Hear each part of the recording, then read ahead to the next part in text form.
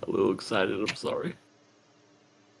If it was Burr would be going bark, bark, bark, bark, bark, bark, bark. Bark, bark, bark, woof, woof, woof. Or your neighbors at 5 a.m. Your upstairs neighbors. Hello, everyone. Welcome to the King of Anime podcast. Today, we are going to talk about the Animus, and we're joined by two amazing people. Everything animated. What's good?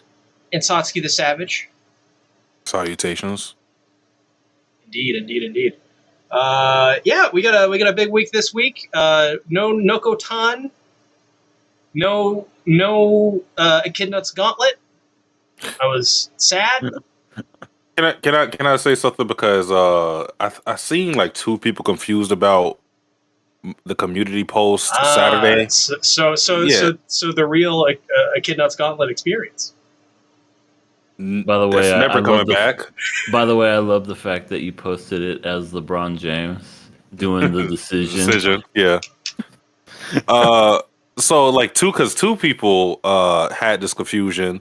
So I guess like some people thought that my post was saying that when I said we weren't replacing Noko-tan, they thought that it meant that we weren't dropping it, but that's not the case.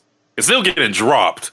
It's just not another show isn't taking up its spot. So Yep. Noko-tan is gone. No more deer memes. No more.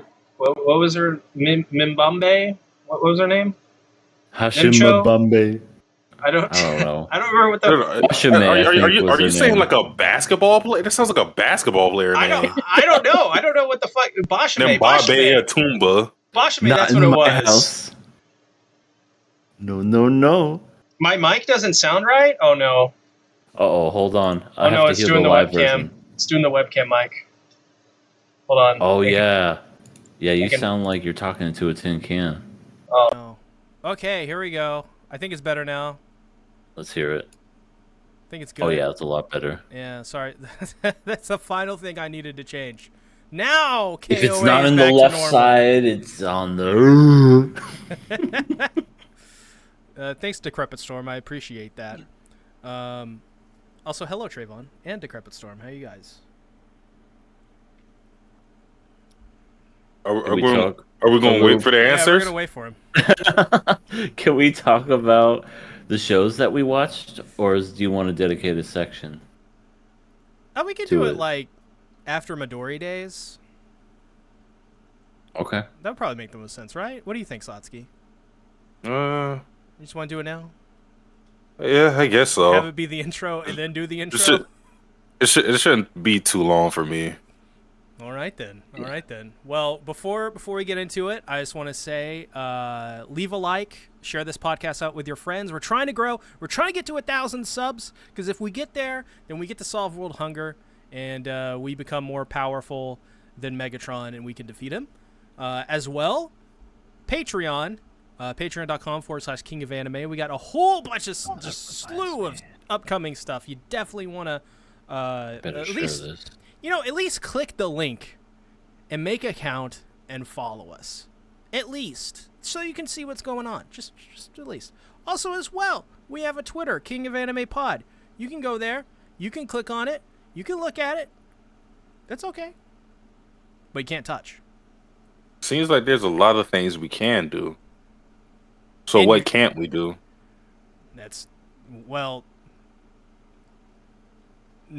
We can subscribe. Can't miss. Also, thank you everybody for the uptick in people subscribing to our channel. I feel like last week we had probably 520 or 521, and we gained 5 or 6 subscribers in a week. So thank you so much for subscribing. Spread the word and keep on subscribing. Decrepit Source says, last week my right ear felt better than left, and I realized it was because I wasn't listening to C in that ear. You weren't tainted. No one said anything. Poison. Yeah, no one said anything. Was everyone just listening on their phone? It's because Decrepit wasn't here. Oh, fuck.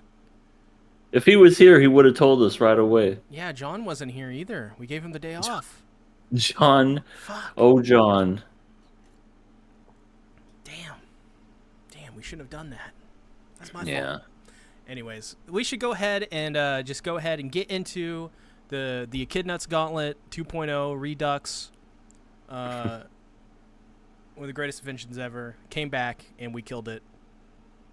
So what anime did we watch? We watched the VTuber anime, which had 2 good episodes, and then the third one was horrible. We watched the Harem anime, which was better than VTuber by like a country mile, and then maybe like throw in like a Jupiter in there or 2 in terms of length. And then we watched Elusive Samurai, which is same thing. So what did you guys think about these shows? I recommended the VTuber anime. I guess we should go ahead and get that out of the way. So let's talk about the VTuber anime. All right, start. The first episode was interesting, to say the least. It basically was Aroha or Gabby. Your daughter, Satsuki, was streaming and then got done and started shit-talking other streamers, saying how she wanted to have sex with them. Wanted to marry them. And, yeah, basically what the show tells you is if you shitpost, you will get subscribers and you'll become popular. And they had like all the right softwares. They had OBS. They had all that stuff. They had the Stream Deck. Like, it was so accurate. Yeah. And it wasn't bad first episode either. Yeah, the second episode, the worse. one thing that was noteworthy in it was the hot demon lady. Oh, yeah, she was with her friends. Well, she just has the voice. Sexy voice. Like, literally, that's Sasha from Attack on Titan, and she's doing her demon voice and everything. Isn't now it? That you say that, that's really cursed. That's who she is. She's Sasha talking to Gabby sexy. If she did that, she probably wouldn't have got shot. That's true. It's a good point. That's true. It's like, Gabby, please don't shoot me, boom.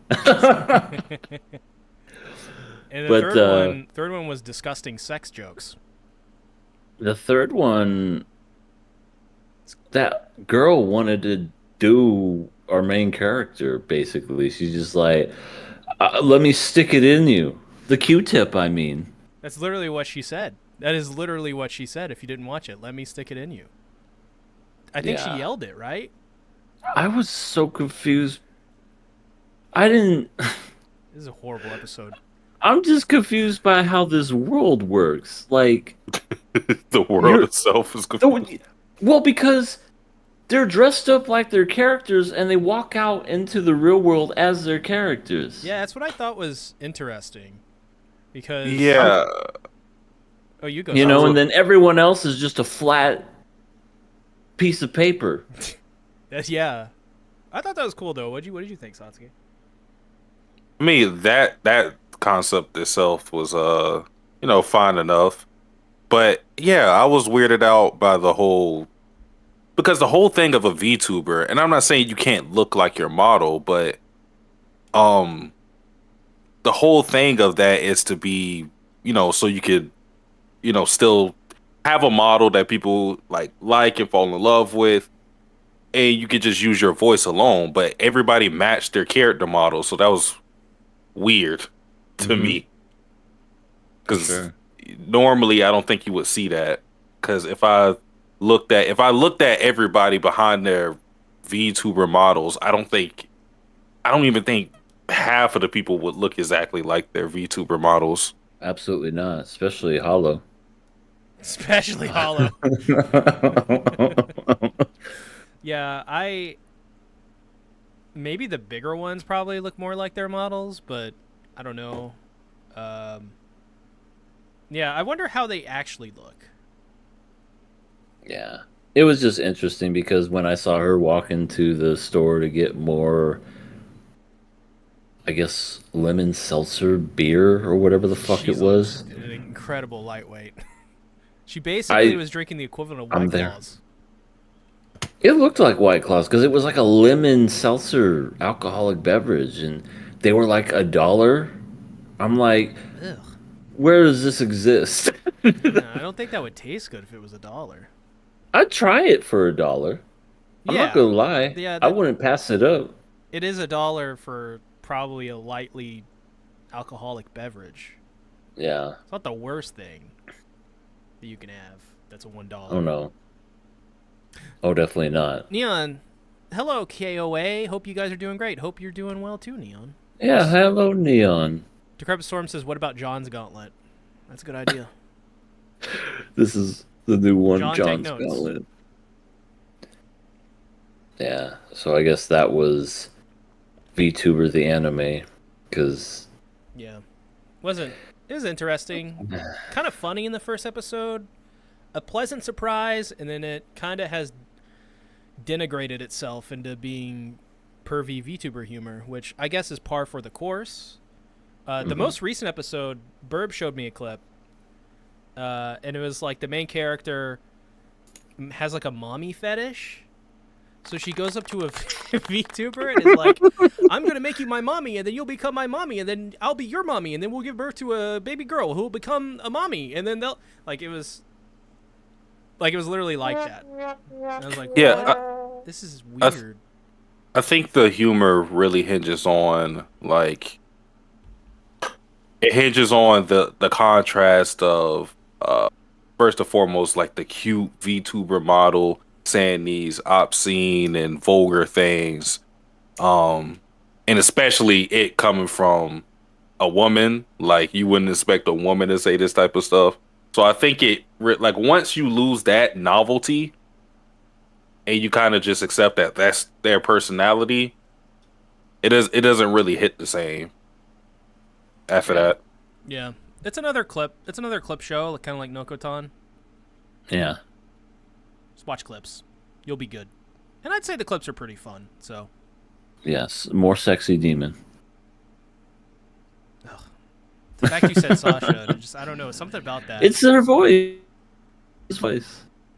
I don't know. Sasha being sexy, I don't know about that. That just hurts me. I see Well, her as it's a not redneck. just she's not Sasha though. That's whatever her name was. Hi y'all, it's Son. me, I'm Sasha. I ain't got no IQ, but I sure got some these tanks of slop for my pigs. I can eat this potato. Hey, you want half? I don't know what half means. You can have whatever this is, though. So, and then the Sasha, next that's a 22 show. rifle. What? Well, gosh The next- darn. I was next born with that episode. 22 rifle. Came in with it right out the room. Right out the womb. Right out the room. Right out the room. Well, Pseudo harem. yeah, Pseudo Harem. Much better show. Good It is show. a better show. This is a show that I both liked and hated. I like it because this is a showcase of Sayori and just how an amazing voice actress she is. She can do Sandura, she can do the cool stoic voice, which, by the way, Cool Chan is Yoki Noshita. That's exactly who that is. And, all the other voices that she does. She's just great. It is kind of weird. I mean, maybe if you kind of like let your imagination take over, you're just like, okay, this one person's playing multiple people, hence pseudo harem. She's this guy's like, I want a harem, and she's doing all these different voices because she's an actress, or not. She does theater, so she's like a good actor, wants to become an actress. She's an actor.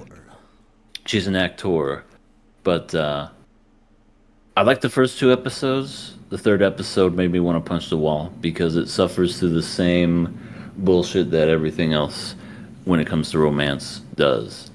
There's a guy that has this knockout of a girl right in front of him, and then he opens up a book and says, "How do I get a woman?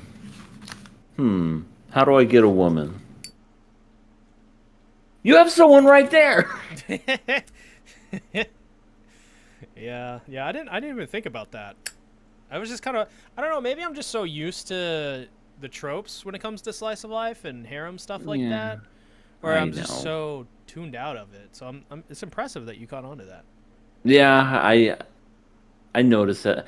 I don't know. I feel like there's some shows that have spoiled me, so that when I see the tropes like that, I'm just like, I don't know, kind of annoys me now. But other than that, not bad. Yeah, not a Not bad bad. show. Probably one of the better shows this season so far. What do we got up next? Well, what did you think about the show, Satsuki? Uh, I thought the show was all right. I just didn't think it was. First and foremost, I just didn't feel like it was a show to talk about on a podcast. It just, I think what really hurt the show is that there's no narrative to be told. And that sounds weird, right? Because like one of the things that I usually don't like from a lot of romance anime is that it follows the same beats and it has to hinge on drama to be interesting. Um, but I think the fact that it kind of it just goes from scene to scene to scene to scene without there being any Yeah, like that's a good point. direct thing to work towards.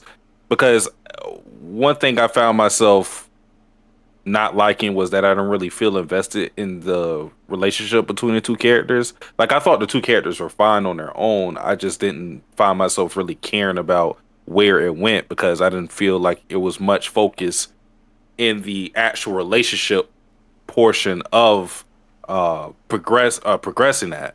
So yeah, it was all right. Yeah, it's one of those shows that relies heavily on these two characters' dynamics.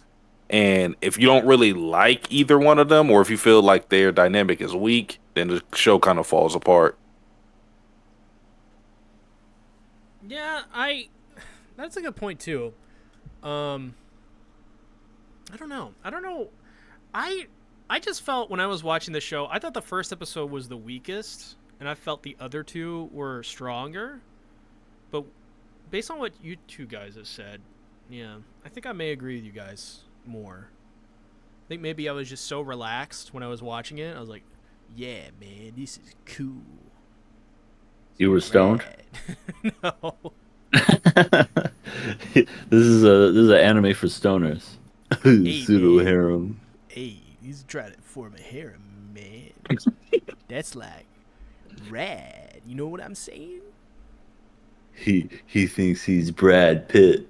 More like Rad Pitt. Yeah, bro. All right. The third show, Elusive Samurai. I knew about this show a while ago when it first came. Dan told me about this show. That is a really good show. It is. I think it's based on a true story. Is it? Yeah. I I think think it's a historical piece. Really? Yeah. I did not know that. But all I know is that this is definitely the cream of the crop and was the better of the three. I mean, kind of unfair to compare this against VTuber and Pseudo Harem, but this one, the art direction is amazing, the animation is phenomenal, the storytelling and just the way that everything's put together is so well done. And there's a Dragon Ball Spirit Bomb reference. That's an automatic win. Yeah, they had a couple DBZ references. That fucking Goku doing the Spirit Bomb. So yeah, I just googled it real quick.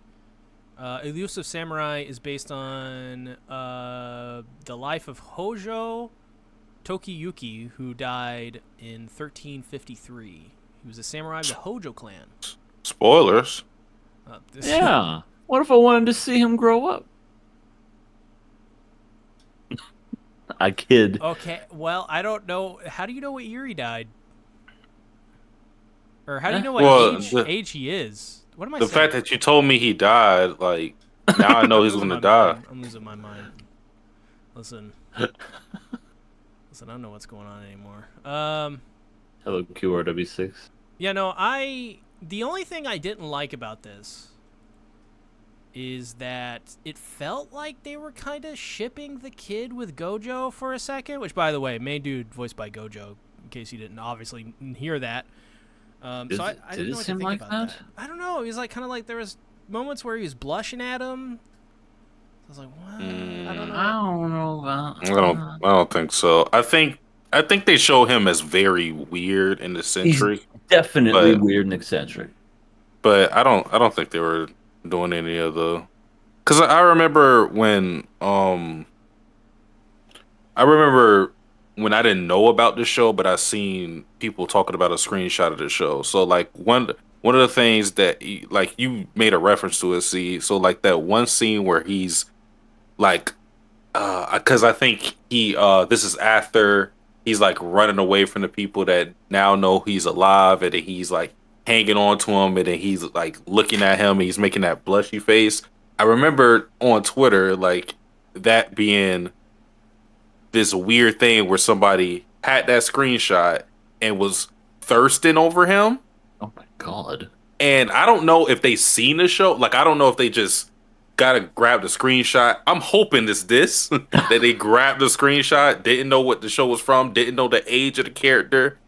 Because yeah, there was a weird thing of somebody thirsting over him, and then people's problem was like, or people was chiming in. They were like, that's a boy, right?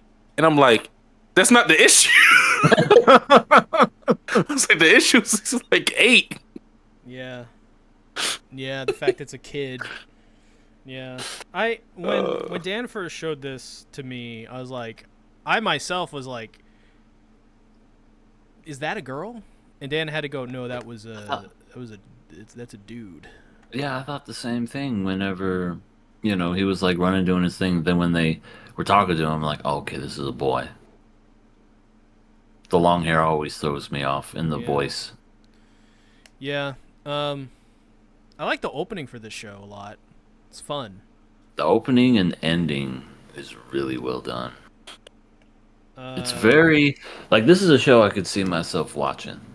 Like maybe not now, but like later down the road whenever I feel like it. It's a good show. It's a good show. It's unique. It's very like it's different. Like whenever I like to see stuff that's different, and it's different because it's like part Japan during the samurai days, and also just the weird modern day stuff that you see in anime, like the Gojo weird face or whatever. And I love the character he's basically like he could see into the future, and you don't know whether he's just bullshitting or not. I love characters that are like that, where kind of like the Okabes of the world, where it's like, is this guy a fucking genius or is he out of his mind? Those are always interesting to me. I think probably like the funniest part that happened in the show, which I like the comedy in the show. I don't like the timing of it every time. But one of the funniest scenes that I liked came out in the 3rd episode where he has I cannot remember his name right now, but he hypes him up in front of a big crowd, and it makes them think that like he has like an army waiting for him and they're going to take over the world. And then once he's done, once he promises that he'll like join them, he's like, all right guys, you can go home. And they're like, oh, that's fuck. a wrap. It's like, wait, I thought I had like a loyal retainer. They're like, no, I paid those guys off. That was pretty funny. Oh yeah, and QRW6 brings up that I remember that. Remember Lloyd from Spy Family with Anya? Yeah, that was fucking weird too. People Oh were. yeah, He wants her. He's just a happy father. No. I see the look in his eyes. They don't sexualize Anya at all in that show. Thank God. but they do your. Well, an adult. Please sexualize her. Do they do that to Yor? Yeah, like kinda. They're more like accentuate her. I guess She's Kinda like more they of do a. with Lloyd. I'm drunk and now I'm sexy. Or drunk now and dangerous. Watch me hold these scalloped potatoes with my legs. The Spy Family is like very devoid of fan service, really. Yeah, I think so. It relies heavily. I didn't mean it like that. It relies heavily on the story versus fan service. They do have moments where, what's her name? Stacy, Stacy? Karen, Karen? the one that has the hots for Lloyd. Becky. Frost? Becky. That's- Becky? Yeah. Oh. No. Becky, where she does that, but I don't know. It's not really sexualized either. It's just a little Funny. girl that has a It's crush fucking hilarious. on somebody. Yeah. So, and yeah, the Frost thing. Ski.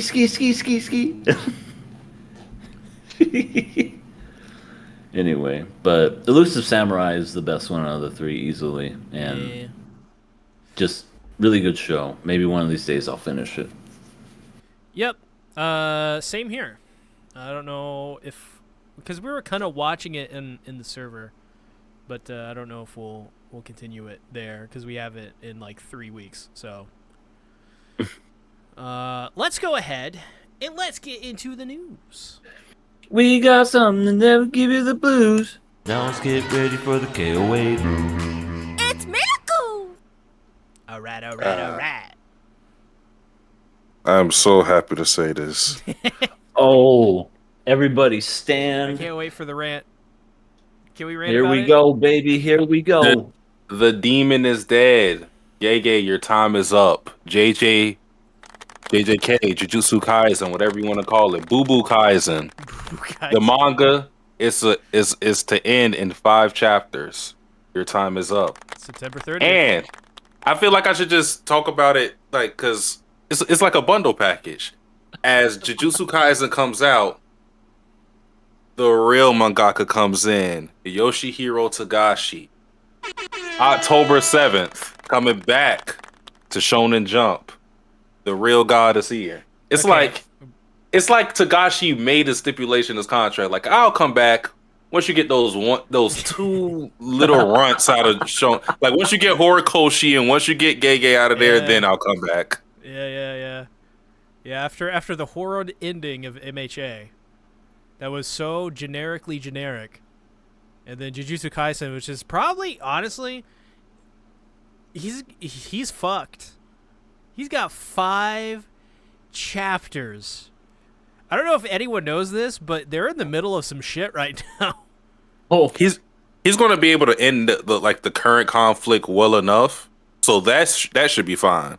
But There's gonna be stuff just left untouched. yeah, there's a lot of money on the table as far as where I mean, how? he's had 2 characters that have been fighting off screen for like a year, Yep. and they've never been shown. So I don't know if he's going to even revisit them. He messed up. I don't know what happened to him. He even like says it too. He's like, "Yeah, I fucked up here. I fucked up there." Like every interview, they ask him a question, and he's just like, "I'm gonna be blunt. Like I fucked up, guys." He's like, I screwed up. Okay, leave me alone. Why do you think I'm ending this shit? Yeah. I don't know what the hell happened with JJK. It had like a burst, and then that burst carried it throughout the entire thing.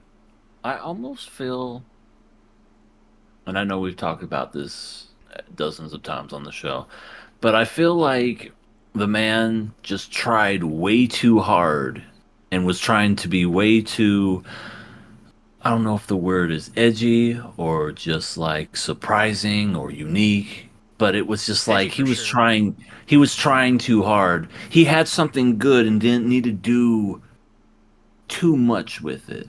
Just needed to fine tune it, and just decided to just put you got your pizza, you got your pepperoni, your cheese.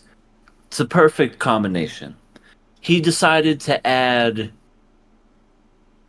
pineapple, and he decided to add bell peppers And with asparagus.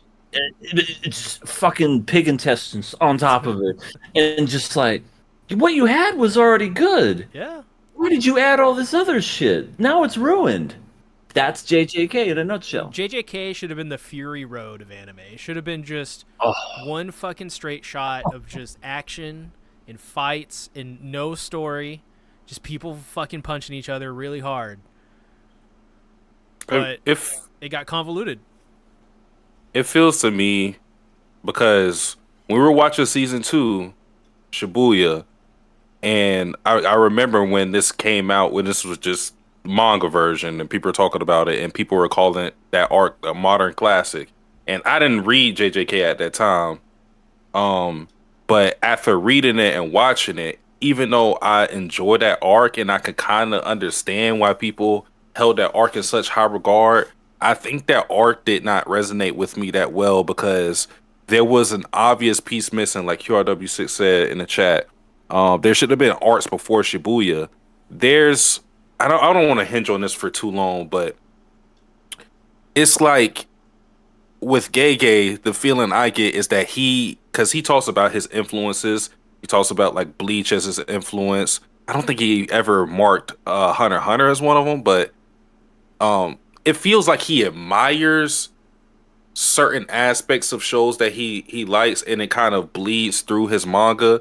But there were steps taken to get to that point, so it's kind of like he wants, like for Hunter x Hunter, like the Chimera Ant art is a beloved art and is seen as a classic. Soul Society and Bleach is seen as a classic. It's like he wanted that classic arc, and some people gave it to him in Shibuya, but he didn't take the proper steps to substantiate the manga's quality past, like, the novelty of cool moments that happen within the arc.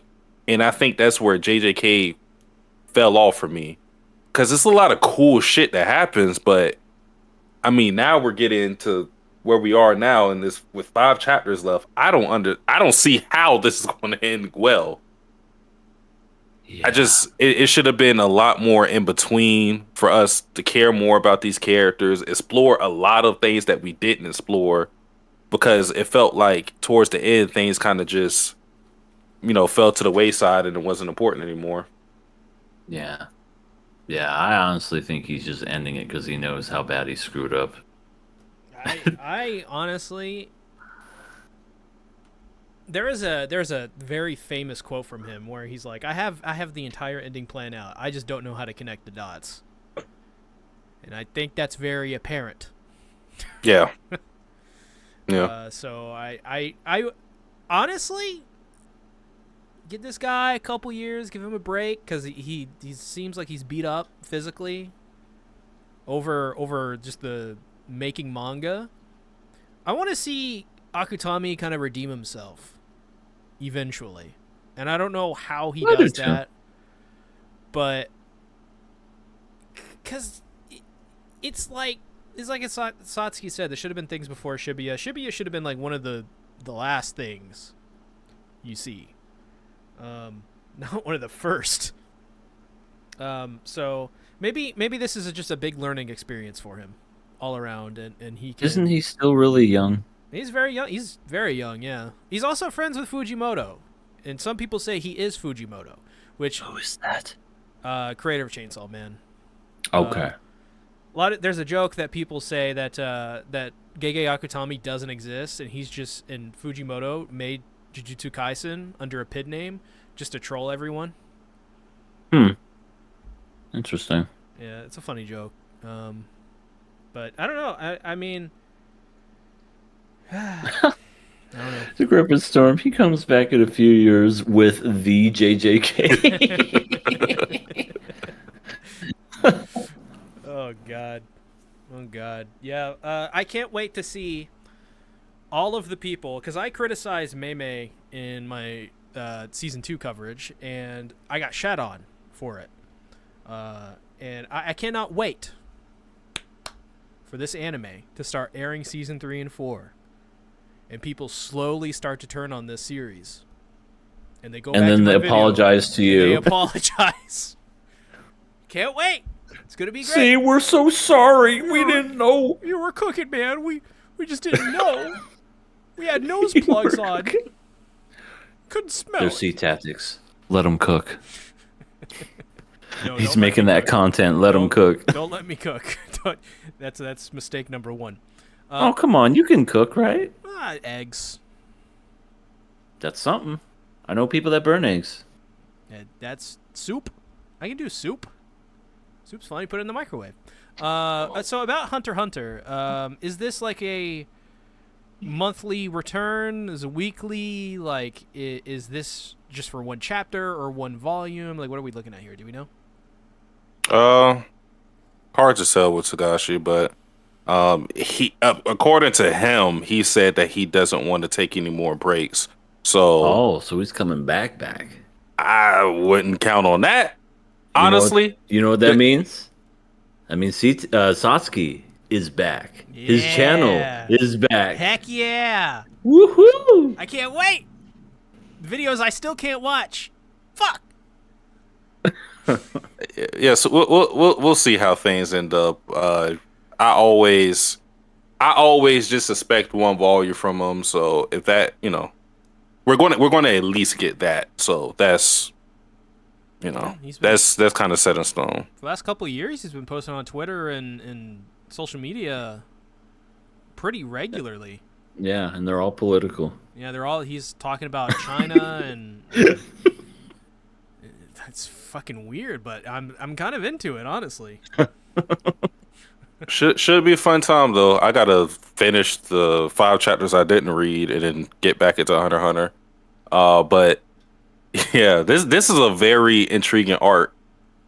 For people to come back to, just because there's so much. It is the densest arc I've seen in any type of Shonen Jump series.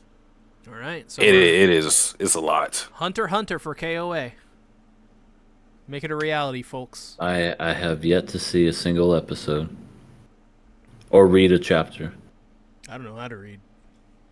I'm also blind.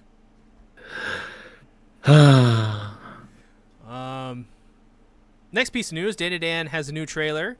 It reveals the opening by Creepy Nuts, the greatest band name of all time. The song is called Otonoke.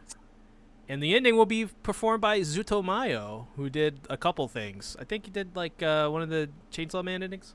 I don't know if you guys saw the trailer, but these trailers for Dan, I don't know what the hell they're doing, but every single cut is so fucking good with these trailers. I try to stay away from trailers just because I want to see the show and be surprised. Oh man. Oh god, these are some of the best anime trailers I've seen in a while. So much joy this series brings. Nice. All right. Attack on Titan announces its final compilation film titled Attack on Titan: The Movie: The Last Attack. This is just regular. They do this for every single season. So, but I felt this was notable because it's coming to theaters. So you can see the final 2 episodes in a slightly condensed format. They're only cutting like 20 minutes of content or something like that. Are they reanimating it? They're recutting it, so they're adding new animation. They're adding 5.1 surround sound. It's going to be like Mappa's going back and making the animation better, which is, I don't know how you do that. It was pretty great already. So I don't know what the hell they're going to do. Some people are saying they may add the chapter 140 into it, which was released earlier this year. It's the Levi backstory, kind of like a bonus chapter. Some people are saying they're going to animate that finally and put it into the movie, or like do a pre-screening or post-screening for it. I don't know about that, but I hope this comes to America because I want to see the Rumbling in theaters. God damn it! Man, that'd be crazy. Especially with the theater with good surround sound, the Yeah, bass, IMAX. treble. Boom. Yeah. Oh, yeah, that would be cool. So good. Finally, I wanted to bring this up. Anime News Network has an interview with the director of Look Back, Kiyotaka Oshiyama. Just really dives into it. Talks about how they created Studio Durian to create Look Back and kind of the path that led to it, and it was really cool. It was really, really cool. If you don't know, basically Studio Durian are just huge Fujimoto fans, and they created the studio just to make Look Back. So I thought that was interesting. Definitely go check it out. It's a huge interview. So I have a couple of pieces. all right. With some more entertainment stuff. Remember the movie Borderlands, guys? Yeah, notice anybody else. Yeah. Basically, that movie got beat out by a 15-year-old movie. Coraline got re-released in 3D and beat it out. Opening weekend, or this past weekend, excuse me. I don't know That- why in the hell did they decide Borderlands was the movie to adapt? Borderlands' story sucks. It's never been good.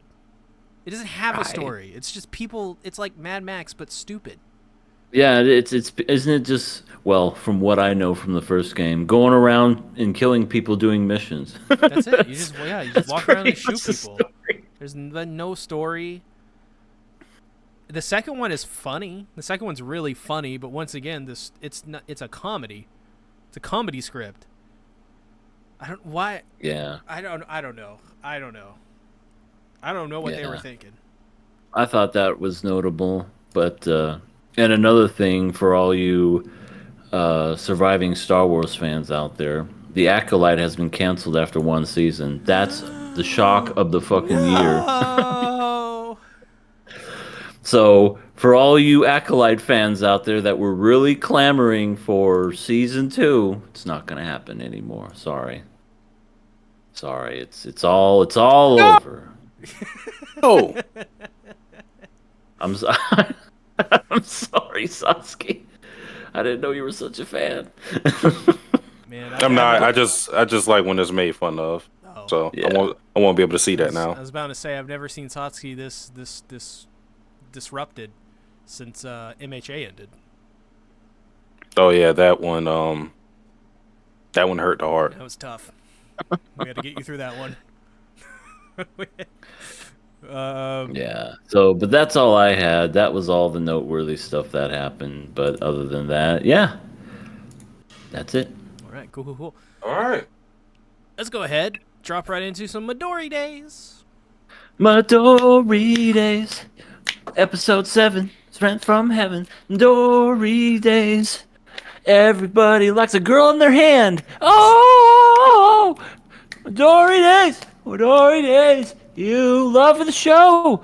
Tell me, Sasuke, do you love the show? Well, I have the answer for you right now. I really, really, really, really, really like you, so really, really, really, really can't be helped! That's from the dub. That was from Midori Days? That's from Midori Days' dub. Yeah. Sounds like a Yase. That's what Oh, she yells was at that- Seiji. She literally yells. I really, really, really, really, really like you, so really, really, really, really can't be helped! That's literally that's from the dub. I swear to God. Oh, I believe you. That's hilarious. Yeah, we get a Seiji Ayase date scenario, and it's, in my opinion, comedy gold. But I want to know what y'all thought. Yeah, I really love this episode. I felt for Ayase just because she had no chance, and my God, this girl, the effort she has went into the entire episode to just get Seiji to even like look at her for 1 second and couldn't even get that. It's just hilarious. She like she tried on bathing suits in front of him. He was thinking about food at that point. He This was man yeah. is just, He's asexual. I don't know about that. He's just a clueless. He's a stereotypical male who's not interested in, well, anyway. Stereotypical males don't act like this. I mean, depends. I He has no interest in her. He's a stereotypical anime male. The fact that she was like, she went into the bath and was like, I'm going to go take a bath now. Don't peek on me. And he's just reading. Hi.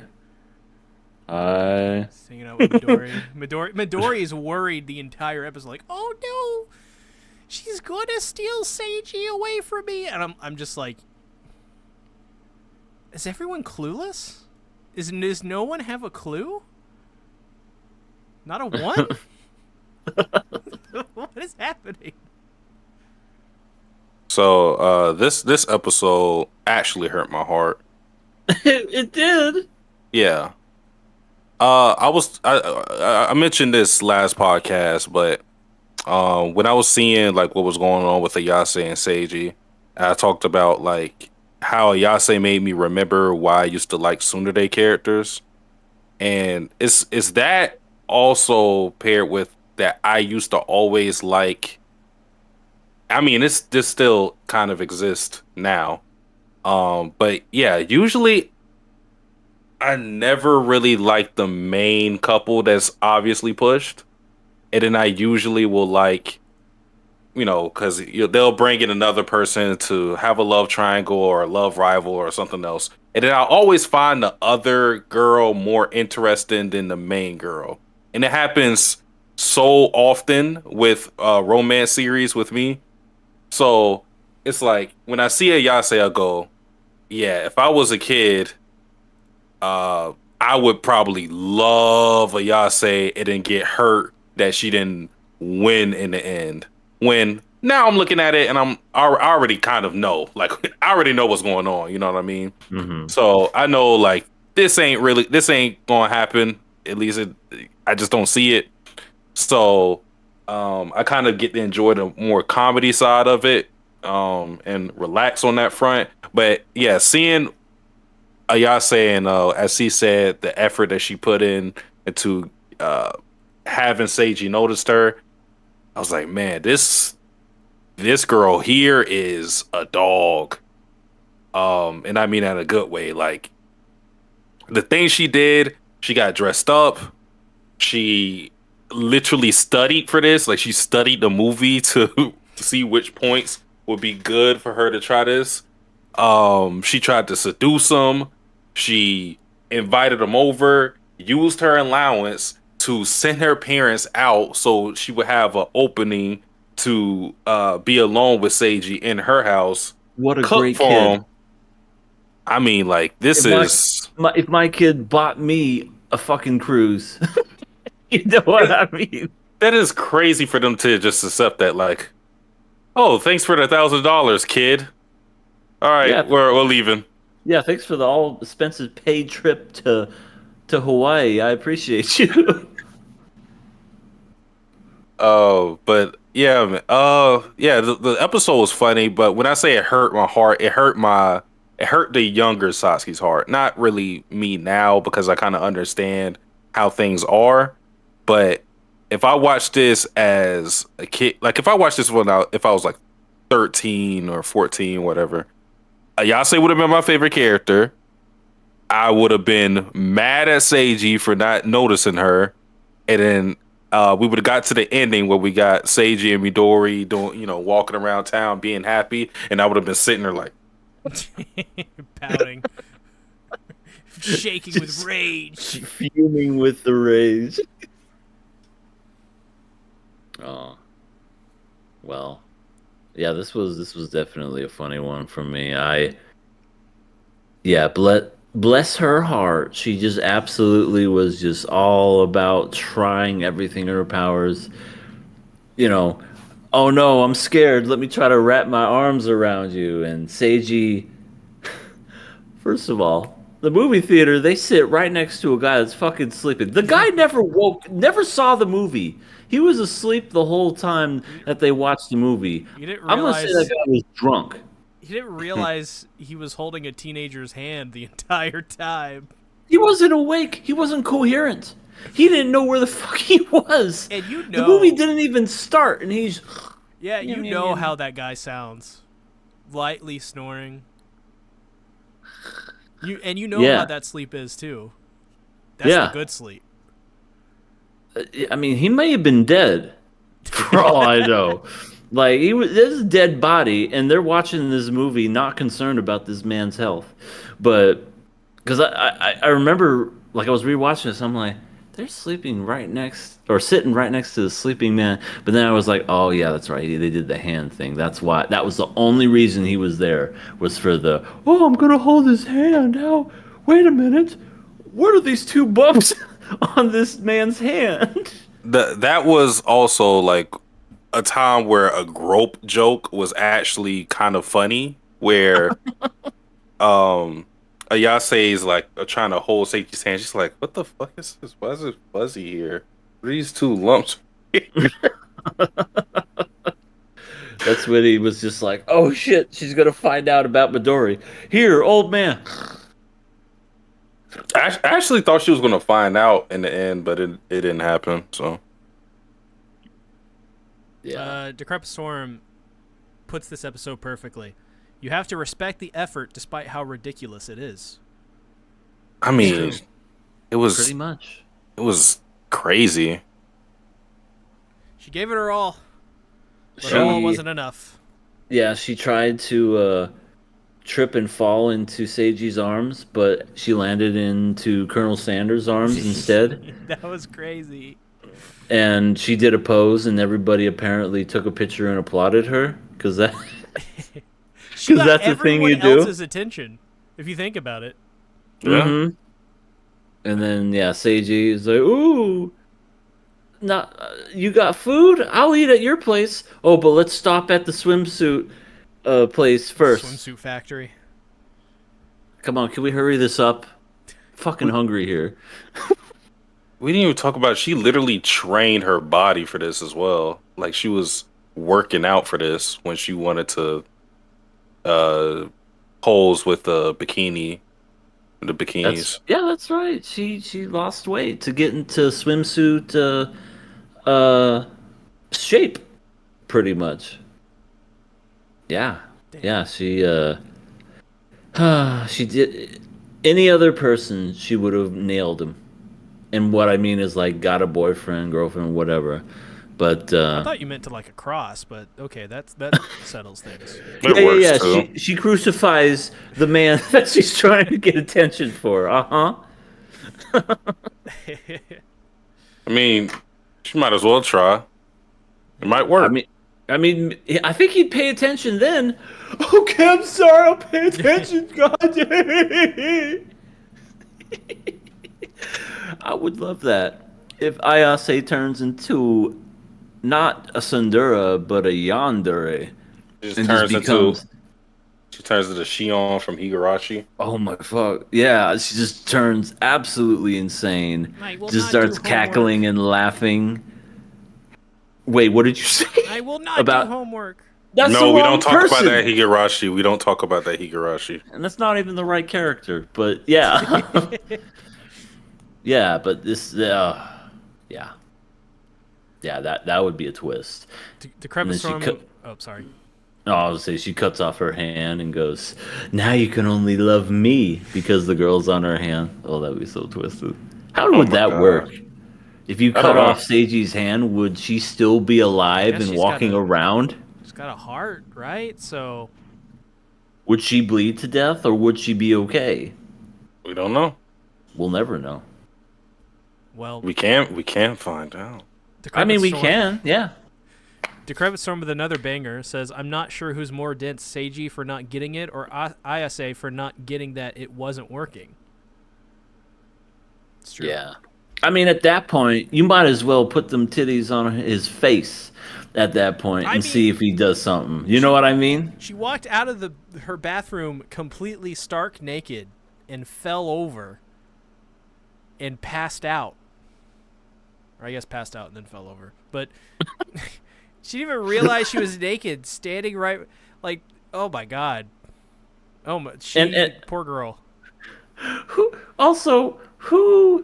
goes to the bathroom when you know something's burning and go, excuse me, I think something's burning. You should probably take it off. Why don't you take it off?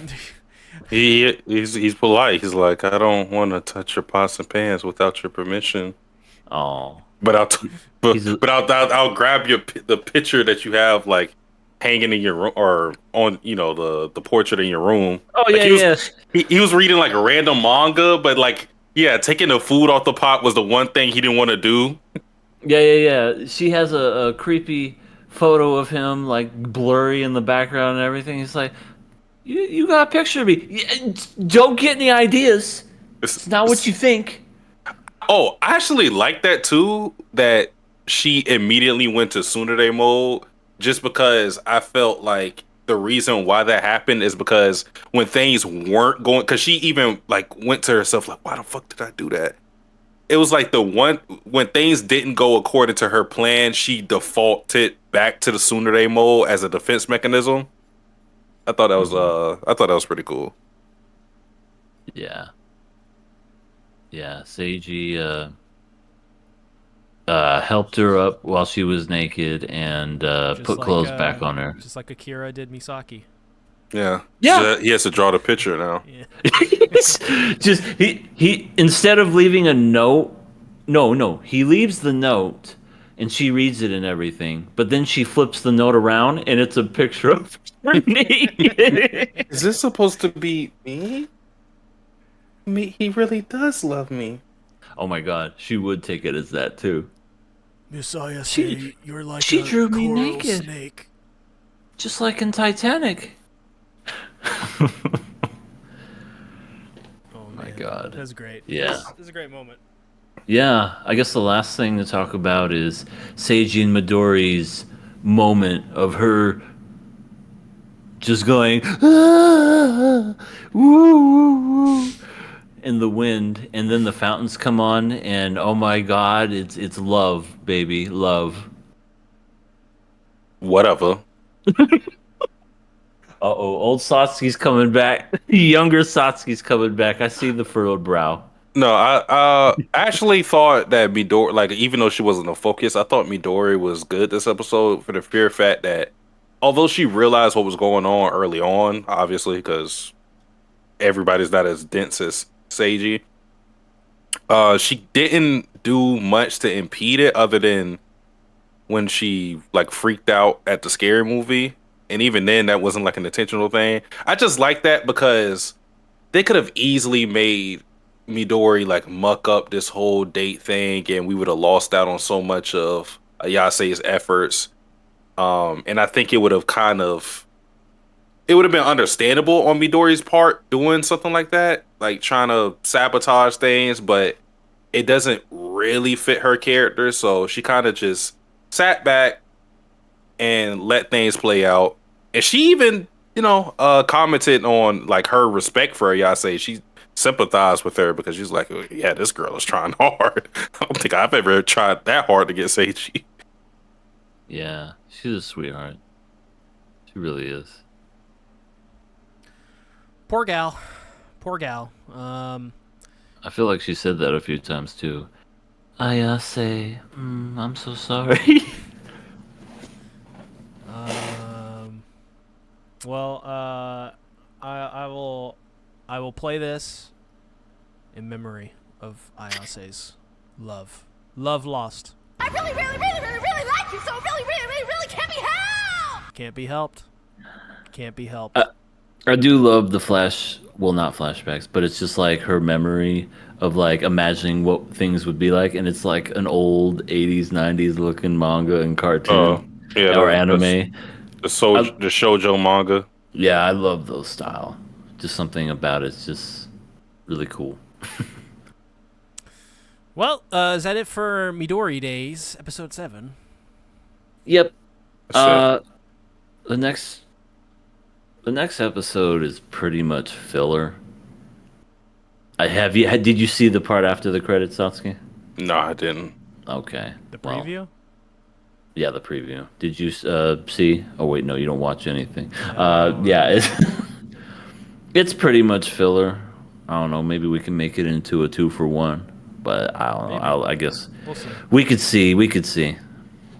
Let's go ahead and let's get into Spice and Wolf, episode 20. This one proves me right. That you're a furry? What? No. I'm not a furry. No, the whole tail thing. You know, the tail being comfortable, warm, and You're not fluffy, helping your case. providing You're not heat. helping your case. Even Holo was like that. I do not mind providing you my tail. See, she's okay. She's okay with it. I mean, she's not, but she is. This episode showed me there's like a specific animator or maybe the whole studio that really loves Holo's ass. Yeah. Yeah. Yep. I saw that too. I'm like, damn, this studio really loves Holo's ass. Who is the ass? I am the ass. Also, Holo's the type of girl that would let you know that you left the toilet seat up 5 years ago. And what I mean by that She's a is, handful. you know, he accidentally pulls on her tail. He's asleep, mind you, so he has no control of his body. And then they go into town, and she's just like, well, you pulled my fucking tail, motherfucker. It's just like, I didn't do that shit on purpose. Cut me some slack. Well, I want some food. Give me some food now. Her tail is her pride and joy, and apparently he flattened it. Whatever It that didn't look means. that flat. It looked really puffy. Looked literally the same. It looked You exactly wouldn't the same. you wouldn't understand. See, you wouldn't understand. What do you mean? You can't see the minute details of her tail. Well, yeah, it's anime. That means Satsuki is the true lover, and you're not. For Holo? Yeah. I mean, look at that. That's his pride and joy right there. I mean, I don't have a Holo figure, so he's kind of got the edge. Not gonna lie. Yeah. But yeah, her tail got smushed and crumpled, and she let Lawrence have it. Snap, crackle, and pop. Oh, this should be said, but this is all new material for everybody on this podcast now. Really? None of us have read the light novel past volume 3. This is so okay. So in the anime, the last episode before this, that was it. No, so what happened was, because I want to say Spice and Wolf, like that last arc, it ended in the original Spice and Wolf on episode 6 or 7. One of those episodes. Spice and Wolf skipped a lot of content. And because of that, now all of this is new if you've only been an anime only, which I'm pretty much an anime only, even though I have the light novels. I haven't read it past this point, which this would be volume 4. So this is new territory completely for all of us. So Okay. I literally don't know what happens this arc. Okay. I read the Interesting. manga of Spice and Wolf. I didn't complete it, but I read past season 2 of what was covered. So I'm pretty sure I know what's like. Give me another episode, I'll probably know what's going on. But yeah. So I don't even know if this was in the manga. Anyways, we'll have to wait and see. But yeah, no, that's interesting.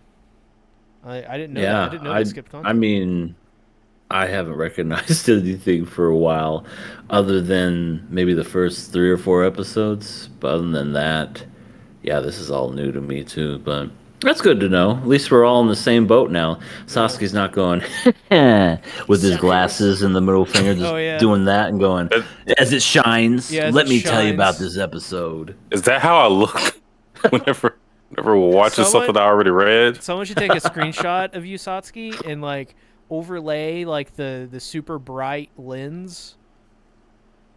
Oh, I have. Well, okay, so I don't have a picture done like that exactly, but I have a picture that I have of me photoshopping myself with Yumiko, and it has that whole. It's all according to my plan aesthetic. Hold on, let me post it in the chat. Oh my god, I need to see this. Please tell me I still have it. Well, I guess while you're looking for that, uh, yeah, Holo's ass. Yeah, Yeah. is significant. It was a significant portion of this episode. That's what she said. Yeah, exactly. But no, in all seriousness, they went to. They really want to go to this town. What's it called? Toro Terra. Uh, I wrote it somewhere down. Oh, there we go. Terrero. Mm-hmm. Yeah, they want to go to that town really Yeah, quick, they want to go to especially Holo. Tabasco. As soon as they got done doing their bartering and trade and everything, Holo's like, "Come on, let's go." He's like, "Aren't you tired?" "No, I want to go." She's excited. She's like a little child. I see the picture now. I love it. Yeah. That gets a heart from me. It is still. My Discord is like all fucked up. You don't see it? Oh, now I do. Oh my god. Look at him. Should have been. So, so you were talking about like how Holo kept harping on her tail getting hurt. The funniest part was when she threatened Lawrence's ass because she got mad that she was eating like low quality bread or something like that, and she was like, "Well, you messed up my tail, so I want to beat your arse." Yeah. I was like, what is with Holo and asses? She's an ass girl. Yeah. I feel like she is. She bites people on the ass. She calls people asses. She wants to kick people's asses. I think she has a fetish. She's got an ass fetish. She really does. I mean, I get it. But I get it. what does an ass fetish look like in this time period? I don't know if he's got a nice butt, Well, like, how can you? a nice tell? little dumper. You could tell. If a woman's got a nice butt, you could tell. Like they're wearing like clothing. Okay, listen. Coming from a guy who knows, if you could see the ass through the puffy skirt and dress and everything, you know they got an ass, and you know that's the one you want to talk to. You're just like, okay, That's the one. that's the one.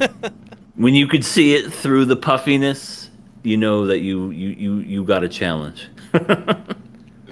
Pepper Storms in the chat. It's not fair unless I beat your arse in return. I feel like she's down bad, and she's conveying it through violence.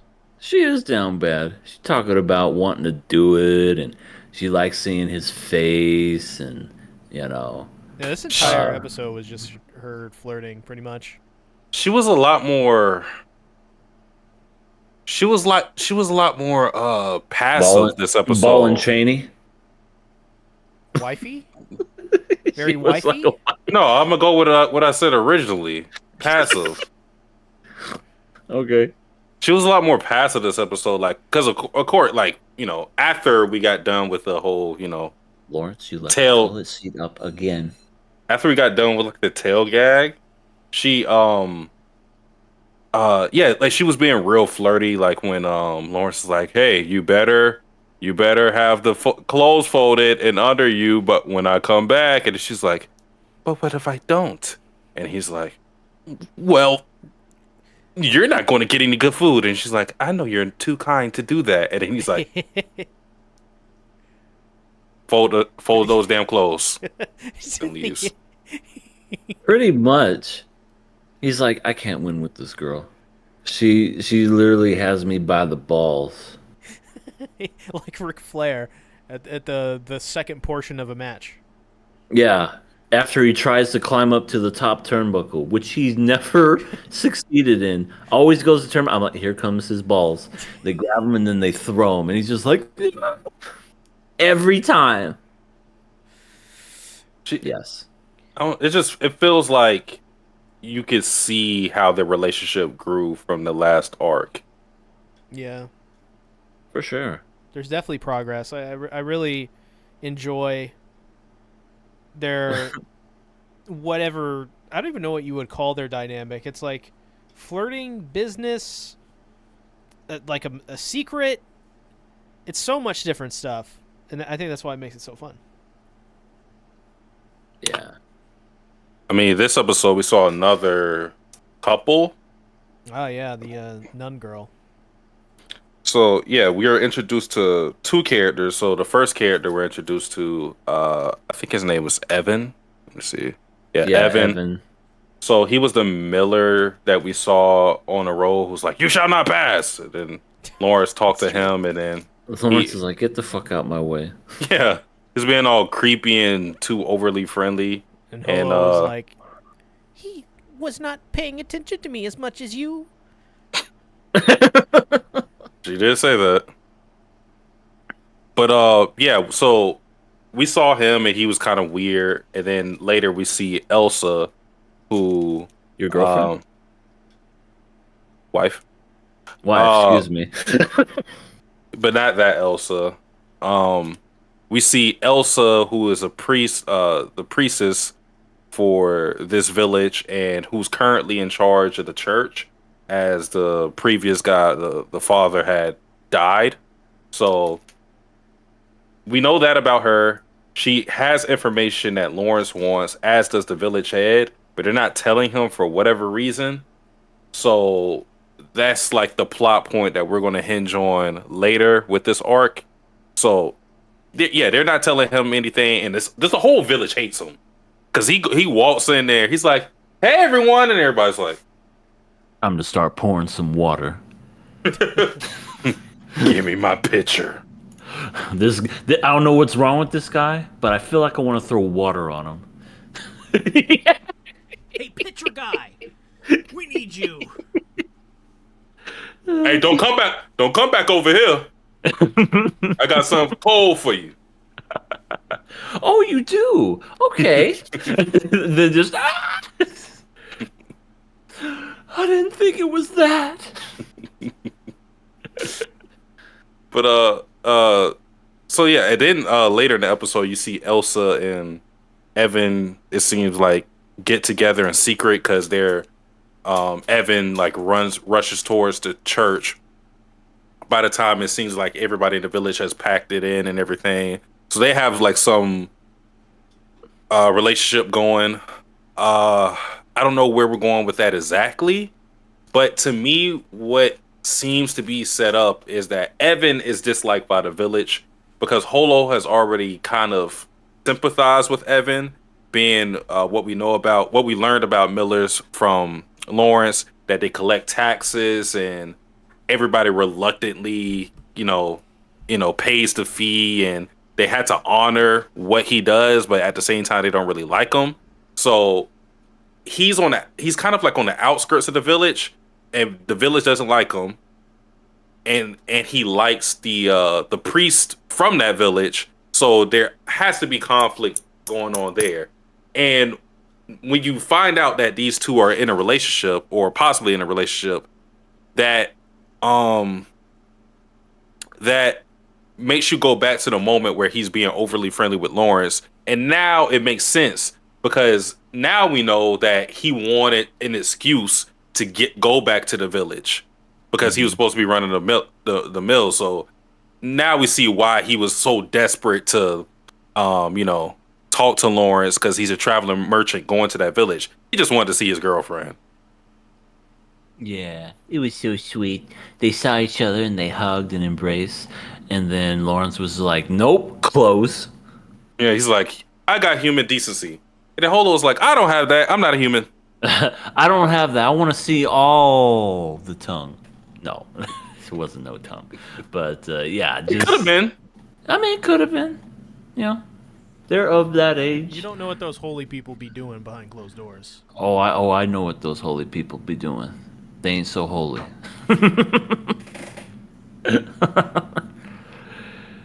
No, they are not. But when it comes to, I do agree with these notes here, Sansky. Evan really does look like Shinichi from Parasite.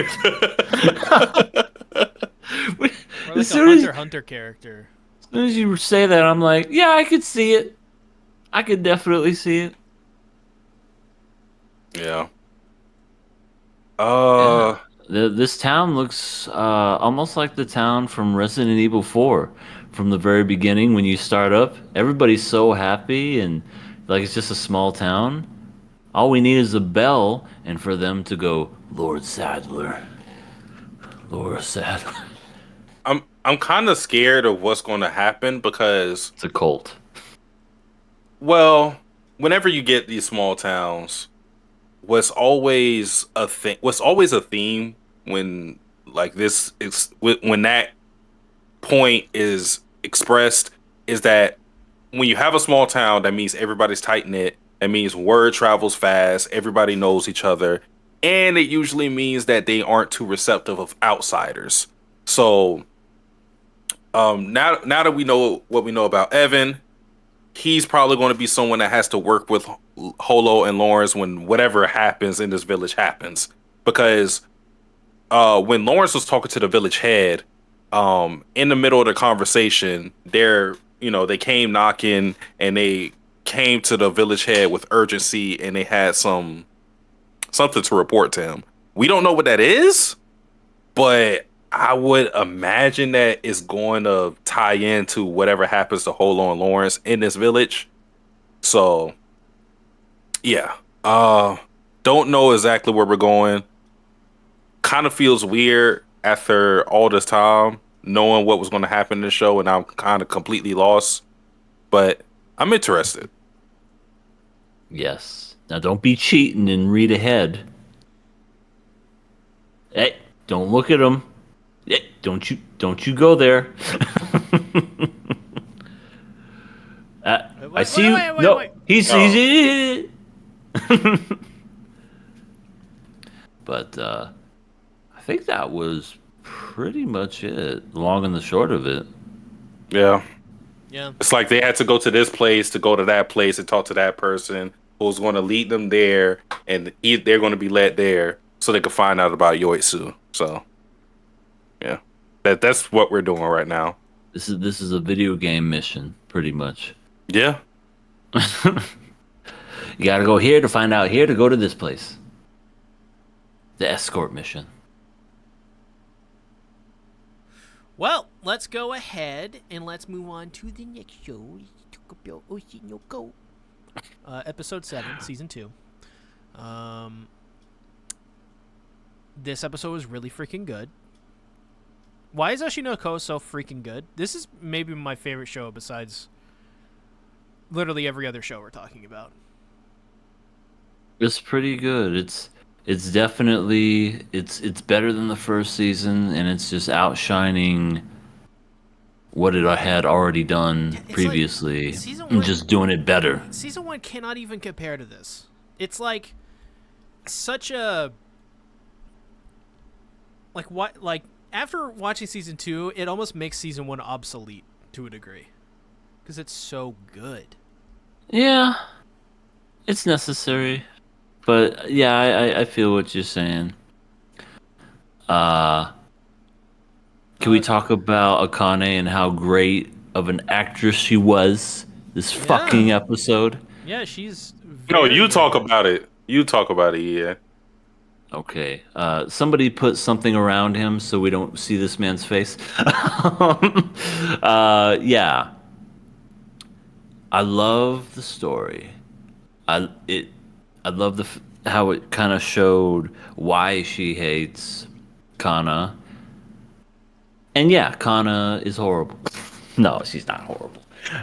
She I understand her fear. She is been. This is a child or a person, excuse me, that's been given pretty much praise her whole life, and she was scared that that passion would be taken from her, and eventually somebody would outshine her. Because heaven forbid anyone take that spotlight away from her. That's why she did it when she was a kid. Why she was just like, "You look so stupid, Akane, in that stupid hat. You stupid face." You're such a fucking child, you stupid child. Wait a minute. Yeah. Fuck, I'm a child. Hell, you're fucking piece of shit. So then that happened, and Akane was just like, "Well, I guess it's true what they say: never meet your heroes, because they're only gonna hurt you in the end." But Akane goes ahead and does her own thing, and basically does this whole method acting, and she's really doing a great job. She's kind of like outshining her because that's what her character in the stage is supposed to be. She's kind of like a big character.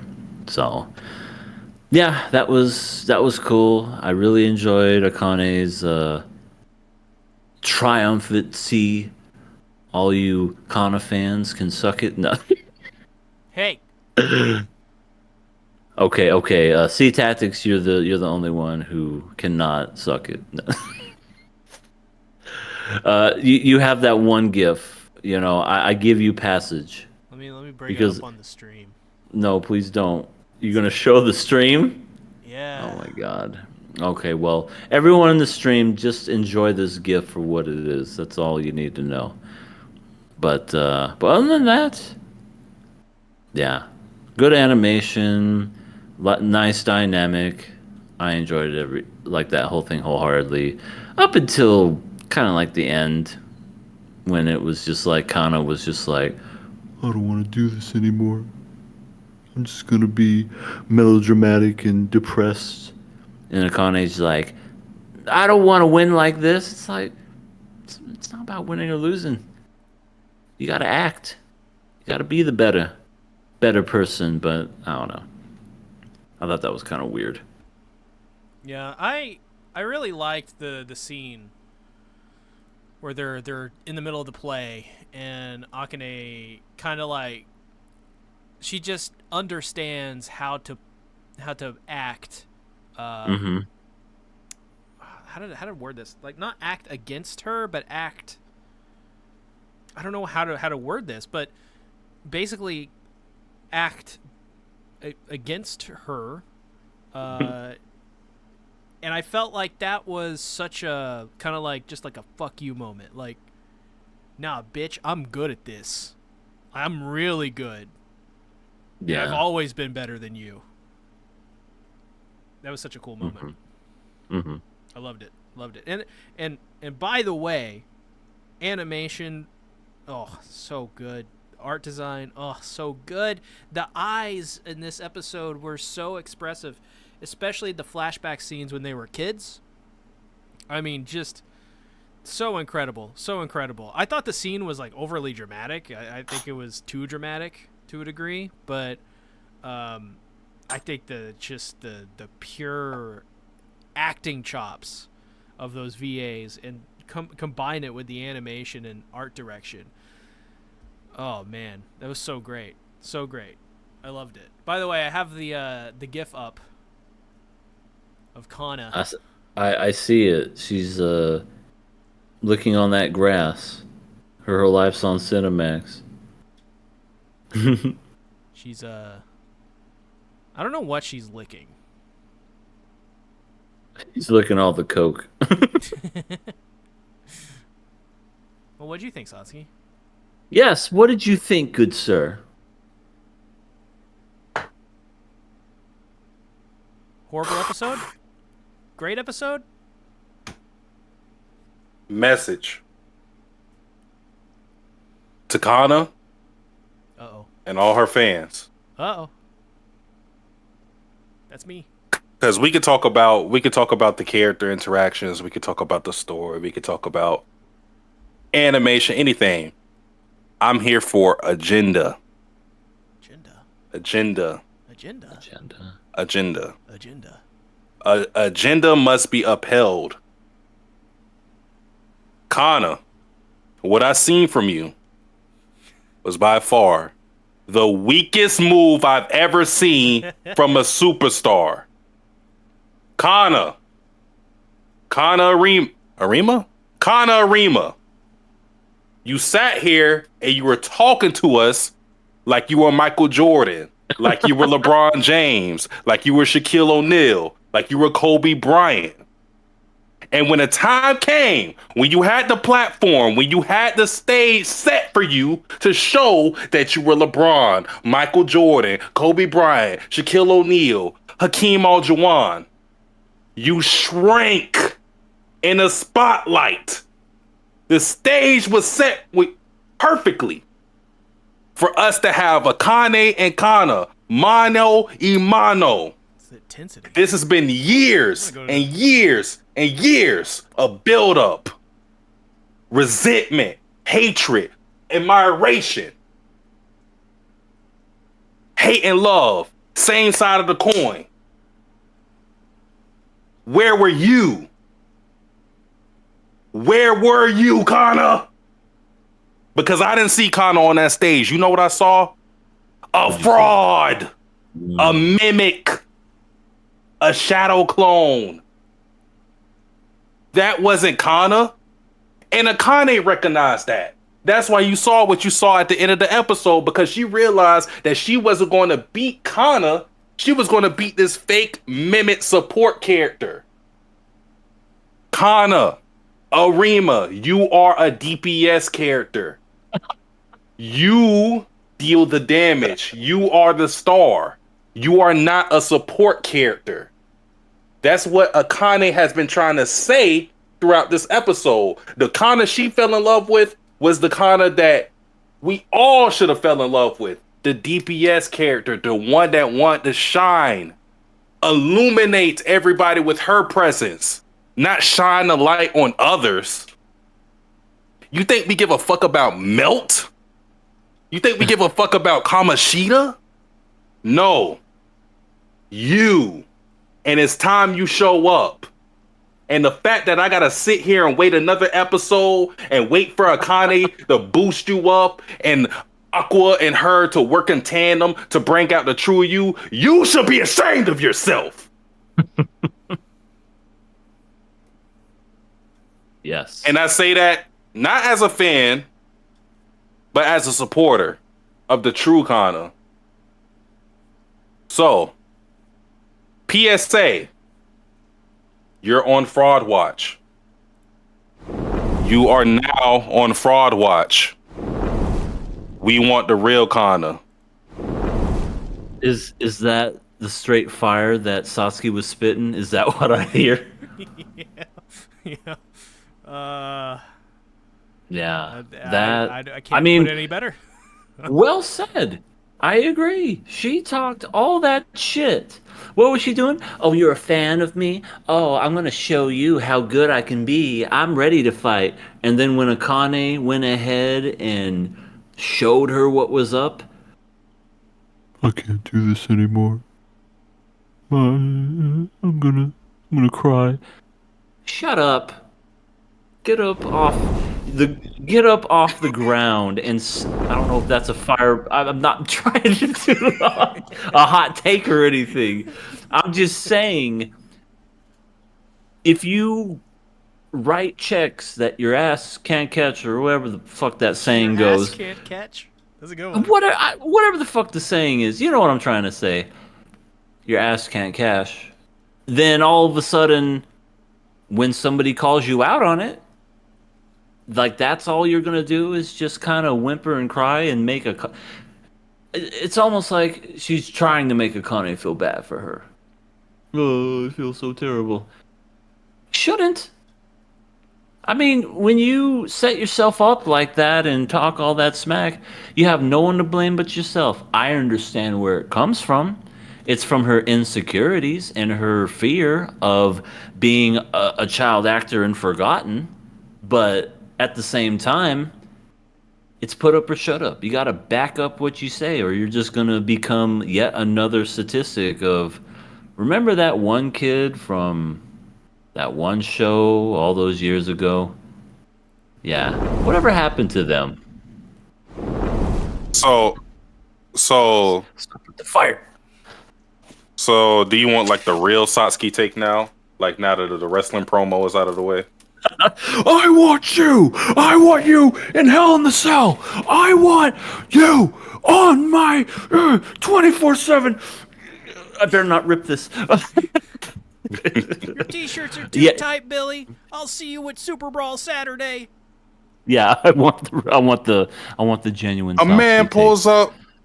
Wait, what is it? A man pulls up. tape. Oh, Oh. but has a gun pointed right in your face. Says, And you- out of the car. I'm taking your car. You say, okay, take it. Just don't hurt me.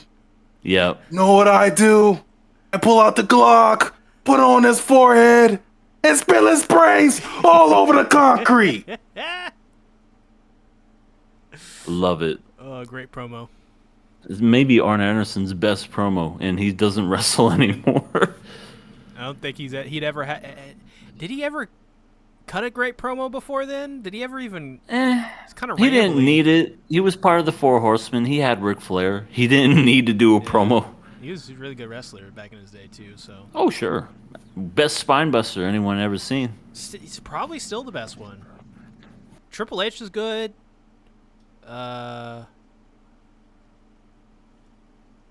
Yeah, no, he's probably got the best one. I mean, maybe probably Kenny Omega could probably do a really good one, but he can do anything. Oh, yeah. Mm-hmm. All right, let's hear it, Satsuki. You know. Okay, like real take, like real opinion. So, even though I feel it's still like disappointing that we saw what we saw with Kana, it makes sense because when you get the flashback between her and you understand why Akane has this disillusion with Kana, and even though she admired her, it grew into resentment because the real her. Well, first of all, their like personal interaction just wasn't good, but also she started to see that the Kana that she fell in love with just didn't exist anymore.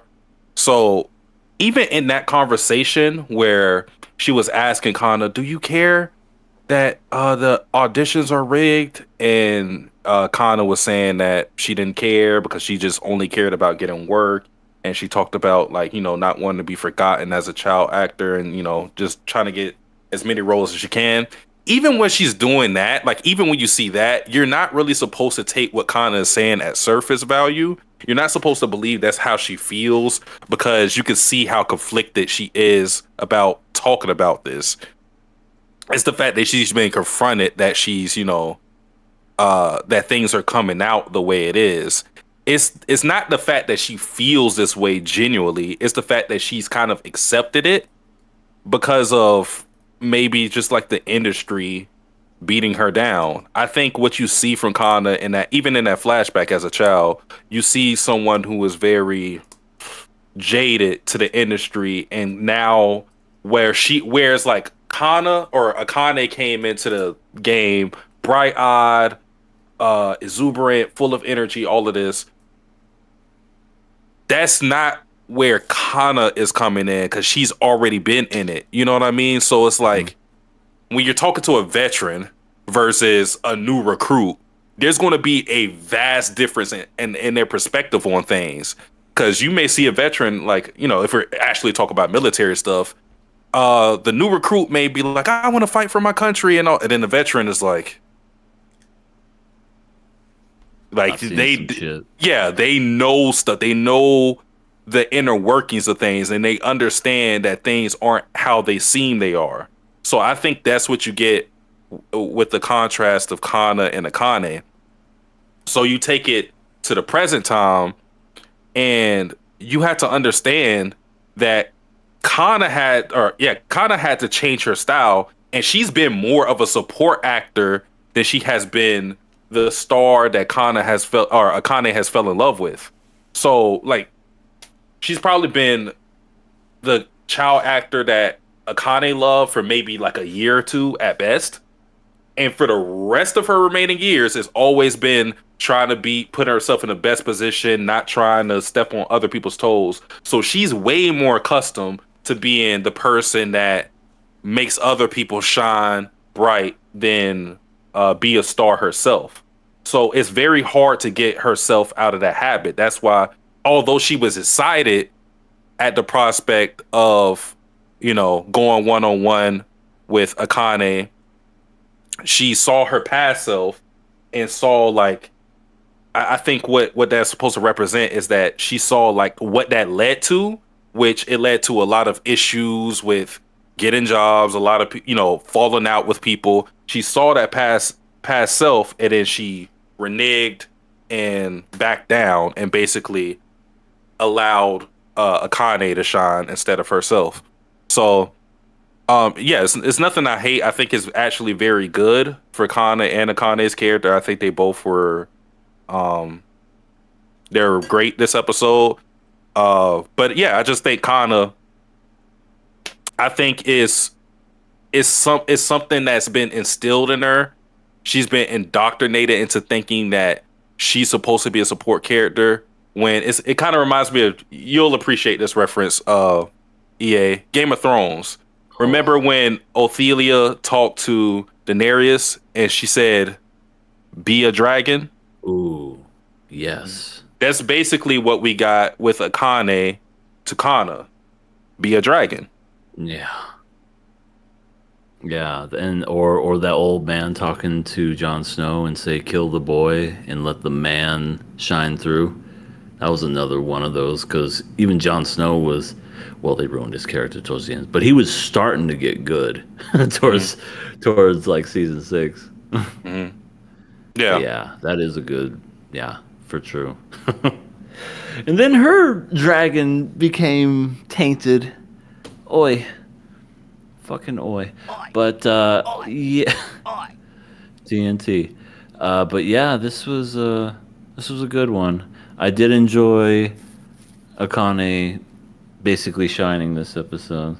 I feel like she's worked hard and it's starting to pay off, which is great for her. But now we got Kana in a depressed sort of mood, kind of like reliving that childhood of that fear all over again. So curious to see what they do the next episode. Aqua's gonna be moody and say something. well, as much as I don't like to give Aqua props, he is and he's been doing this very quietly throughout this entire season, so he should at least get credit. Like, I don't like him, but I can't dismiss what he's done. When you really look at this season, he's been the catalyst for everything being pushed forward. What do I mean by this? 3 instances, I think, maybe even more. But remember when Abiko was, being Abiko, and then she didn't want to change things. He's the one that told her, "Hey, go watch the stage play, and maybe you'll change your mind on things. Here's some tickets." Yep. So he set that in motion. Then when it came to Yuriko, Abiko's like mentor, who she was a assistant for her, he's the one who put the battery in her back and said, "Abiko's kind of tripping. It would be cool if you talk to her because she kind of respects you, so that might help." He's the one who told her to do that. And now we got this episode where Akane's sad that she isn't able to go one-on-one with the Kana that she respected, and he's like, "Don't worry, we'll bring her out together." So Aqua even did it with Melt. yeah. So I guess, yeah, he has been playing, I don't know what the word would be, but basically he is not the instigator, but he's kind of the. I think that's a good word. Yeah, okay. Then he's been the instigator to kind of push things in the right direction. He's like a vehicle almost. Like he's almost like, I don't know, like maybe, yeah, like the driver, the designated driver. I don't know. He's the vehicle to move things forward. He sure is, especially this season. Even though he wants to be moody, That's a good one. Yeah, that is true. Aqua's the foundation. Aqua is the foundation, and I would say, even though I don't like Aqua as a character, this is probably one of his better seasons if we're just talking about how he's being used. Because like season 1, I didn't really care for Aqua at all. But season 2, I don't really care for him at all either. But his service to the story is so important. He's using the character really well. Yeah, it's gonna be interesting because we still haven't even gotten to where Aqua has to show his emotion and cry yet. Yeah. Oh, yeah. I wonder how that's going to be like. Yeah, All the girls because are gonna go he's crazy. helping. Yeah, he's helping everyone else out, but then he's gonna have to emote and show that He's not a that machine. emotional scene. He hits the wrong button to emote and does the Fortnite dance.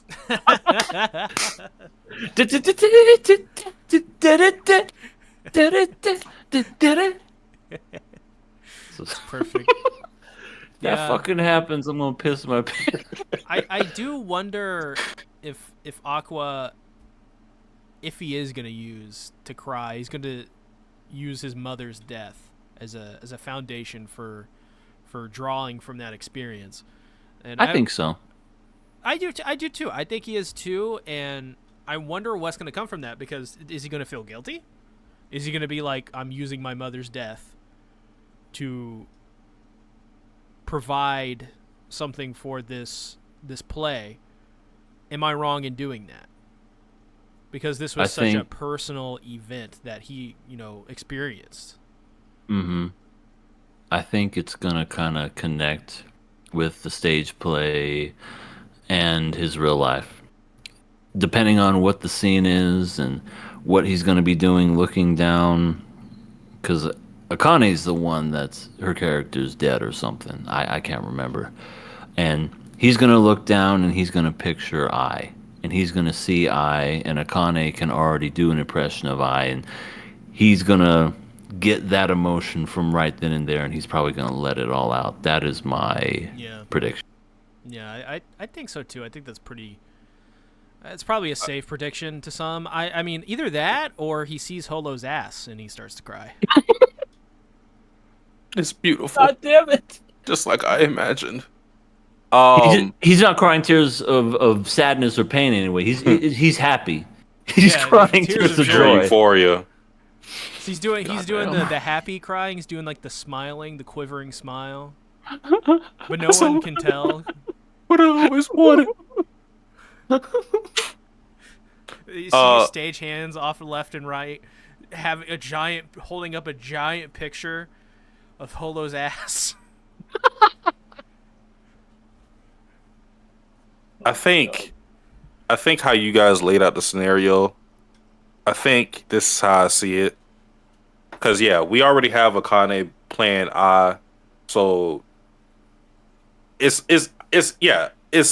set up for him to use Ai's memory to bring out that emotion and set the stage for that scene. What I think will end up happening, which I think will enhance the scene, is that it's not only going to be there's going to be like a moment where maybe he isn't able to bring out his emotions like he thought he would, and then Akane is going to have to cover for him by playing Ai essentially. And it's going to be a situation to where it's almost as if Aqua is having a conversation with Ai, and he's going to grieve for Ai the way he never was when he was a child. So it's going to be a genuine reaction, and almost as if he's crying over her death like he didn't do when he was a child. Because when he was a child, like of course he was still sad, but it was more so bottling up all his anger and rage and channeling everything into that emotion rather than grieving itself. So I think he's going to be able to grieve his mother's death in that scene. And obviously everybody's going to just think it's a performance, but it's going to be a true emotion of grieving his mother. Because I just feel like that's the golden opportunity to one, use something that Akane has already shown she's able to do, which is play Ai. And two, go back to the point to where Aqua was fucked up. Like that fucked up everything for Aqua. And he didn't grieve the way Ruby did. So I think that would be the perfect opportunity. That would be the gold opportunity for him to be able to do what Ruby did, which is grieve his mother's death. Yeah. So if they do that, then that's another instance where I can go, yep, this show is about me. Because I have personal experience with that. Really? Yeah. I don't want to get into it. It's depressing. But Okay. but I do have experience with that. So I think that would, if they did that, I'd be super interested to see how they convey that and if that is like my experience that I had or touches on something that I go, oh, that's like literally this guy did his research or maybe he experienced it himself. I don't know. So far, I've had a lot of moments like that with Oshinoko. So It may end up being like one of the best moments in the series if Yeah. you know they don't have to do it the way I said it, of course, but just with that proposition, that could end up being like one of the best moments in the series. For sure. For sure. I mean, I imagine in my head, how they're going to do it, but how they execute it in the show is going to be different. But I'm curious to see how they do it. I might, who knows, might tear up depending on how good it is. I mean, sometimes you could set it up and then it's like poorly executed. And if that happens, that would be a horrible fumble. But I don't think they'll fuck it up. I think they're going to knock it out of the park. Someone just farts during the scene. Oh, I could. oh my god, I think there's a soundboard somewhere.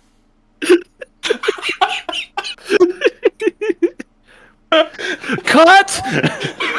Who the fuck did that? Akane's just like, I'm sorry, that was me. Ruby's just like, too many chocolate peanuts. My bad. Well, I can't cry now. It smells. Oh my god. I can't work under these conditions. The Crepusor says Akane tries to play dead and then sneezes like Midori.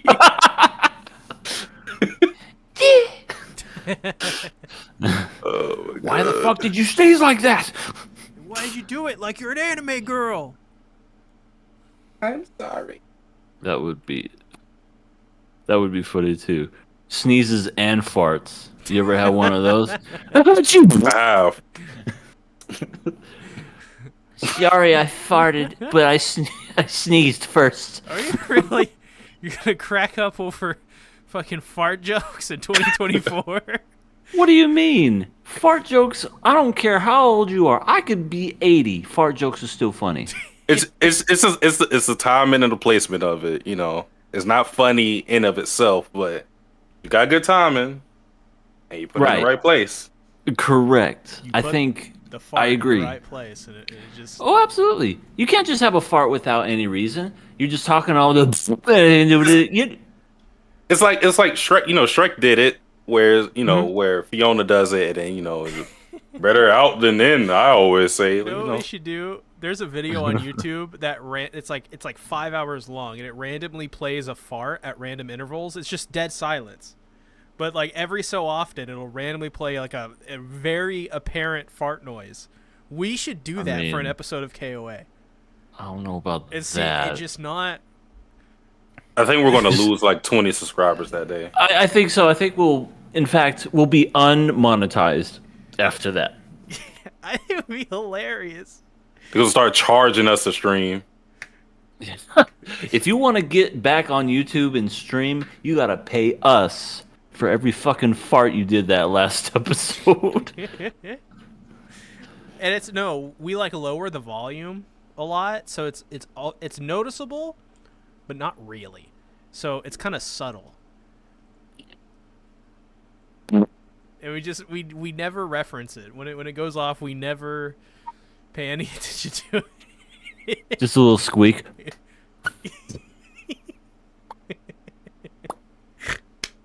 That'd be great. I love it. I'm glad we went from Oshinoko We in gotta a do it on serious our- moment about farting.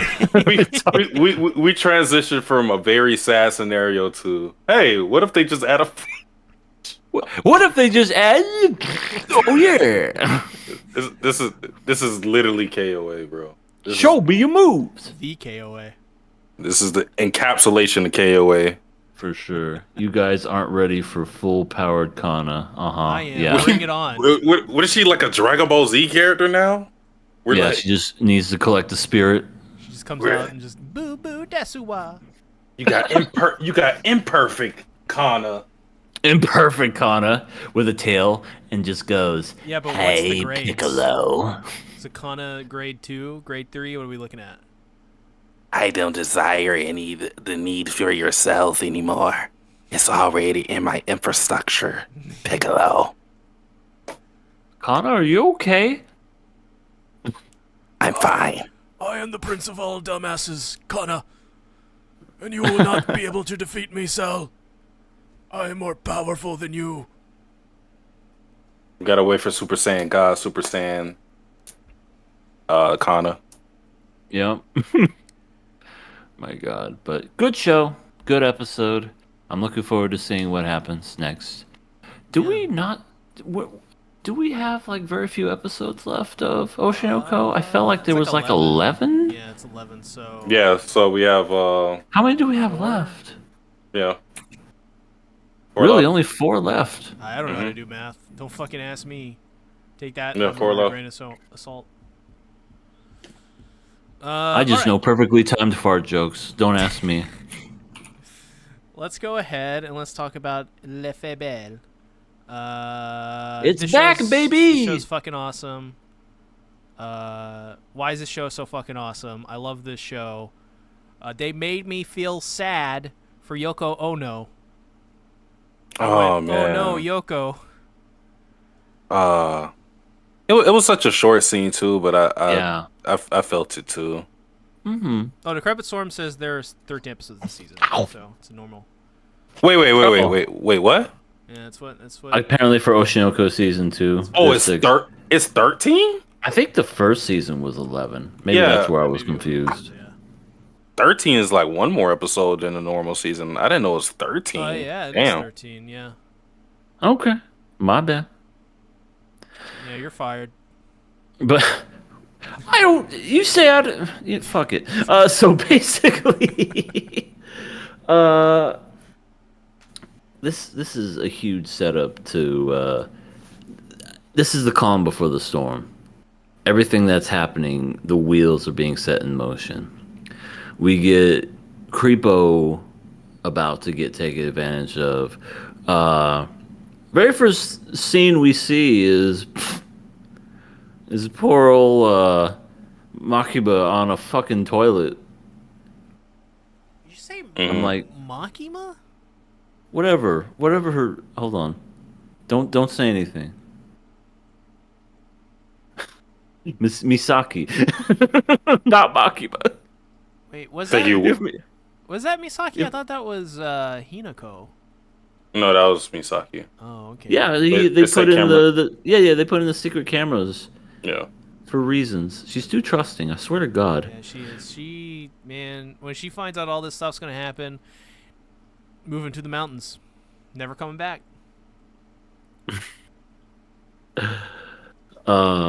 Akira is fixing to get a fucking another dollar raise because of how good he can draw, or Yeah, 1,000 yen how, an how hour. good he can add or draw a Christmas cartoon.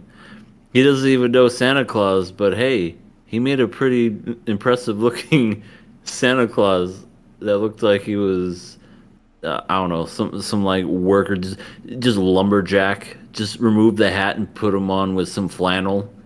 Guarantee you that's what the reference was to. Yeah. They laugh at this poor man. I feel bad for him. They do. They do. It is hilarious.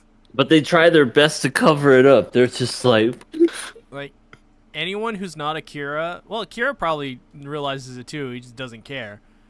But I mean, I'd be pretty pissed off. I'm not gonna I'm lie. sure. I mean, maybe he really doesn't know. I mean, maybe he's always had people laugh at him in his drawing, but he didn't. He doesn't know how to respond to that. He's just like, Akira should say that to Misaki, and Misaki would never laugh at him again. I didn't get a week of sleep. I like how he made fun of him after he left. He's like he was cracking up, like he was doing an impersonation. I didn't get a week of sleep. Light Roller and they're says, fucking dying. what would you do to cheer up Yoko? Maybe a feet massage? That's what you want to do, Light Roller. Yeah, you would take advantage of that poor girl crying about her dead parents, and you just go ahead and give her a foot massage. Come on now. Yeah. I'm just... But, did this Santa guy come to your house? That's what Decrepit Storm said. He never came to his, poor guy. Yeah, I like how Akira this episode was kind of like a detective. He was trying to uncover what Santa was doing and why people like him because he just never had experience with that. But that led to one of the vulnerable Yoko scenes that we have, which are very few. But She drinks him away. yeah. So yeah, it's like while the series for the most part always uses her in comedy with her out drinking somebody or torturing somebody, she has moments like this where because she's a lot more human than Akira in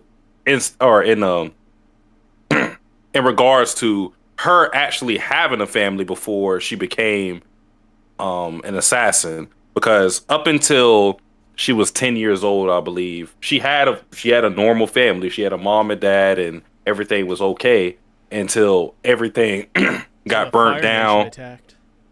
Yeah, basically. And her parents died, and she got taken in by a boss, and from that point on she lived the assassin life. That's why you just see a difference in how Akira handles things, who's very emotionless and stoic, versus Yoko, who seems like more like a regular person, although she does have those psychopathic tendencies to her. But no, this episode was sad though when she was remembering her parents, and she asked, or she got mad at Akira for making her remember that. And why'd you make me remember my parents? And Akira was like, nah, I gotta go. Made her cry and then leave. Well, first he ate her food, and I love how Yoko always gets pissed off at it. It's like, you always come here around this time when I'm cooking food. If you want to come over, you could ask. And he just sits there. He doesn't say anything. He's just like, I'm gonna do the same thing. It doesn't matter. I mean, she should just cook for two, to be honest. I mean, she should just expect it. Yeah, but then when she does that, he's not gonna show up. Watch. I mean, you're probably right. Isn't that always how life is? Yeah. You order for the whole family, and they go, oh, we already ate. We're not hungry. Oh, son of a bitch. All right, leftovers for me. But then if you bring home a pizza all by yourself, a medium, hey, you're going to devour. Oh, could I have a piece? Yeah, me too. What the fuck? No. Yeah. This is my pizza. When I used to order pizza, I would always it would always be like that was the dinner for the day. Because otherwise people would be like, yo, you order pizza? You sharing? Want some? Can I have a bite? Get some wings. Yeah. Oh, can I have some wings? Are you paying for wings? Yeah, I'll give you a few bucks. Wings are more than just $2, Oh. They're like 10. Oh, well, then I don't want anything. Then you fucking order it, and then they still take a bite. Yep. I thought you said you didn't want anything. I mean, I'm really not that hungry. You took 2 slices. Pizza's interesting where strangers will just take your food. They'll come out of the woodwork. There'll be people that come out of your closet that didn't know were in there just to take your pizza. Mostly at parties. I feel like that's where you get the most where people will just take a stranger will take your slice. Oh, could I have one of those? Thank you. Okay. Well, that happened. Yeah. That pizza is laced with heroin. Oh, Just turns to a Game of Thrones episode. Oh my god. They all Six start episode puking. one. One person falls over and dies from it, and the other person walks by, sees the dead person, but then sees the pizza and goes, "Oh, piece of pizza!" Picks it up, takes a bite, Oh, falls pizza. over and dies, and it just the process keeps repeating. Oh my gosh. And it's just a fucking line of like 20 dead bodies. The pizza's almost done. Ooh, piece of pizza. Yeah, it's just a piece of candy. Ooh, piece of candy. For Piece of sure. candy. Kai Newman this episode, he showed why. He showed why, like, you can think something in your head and it's not always a good idea.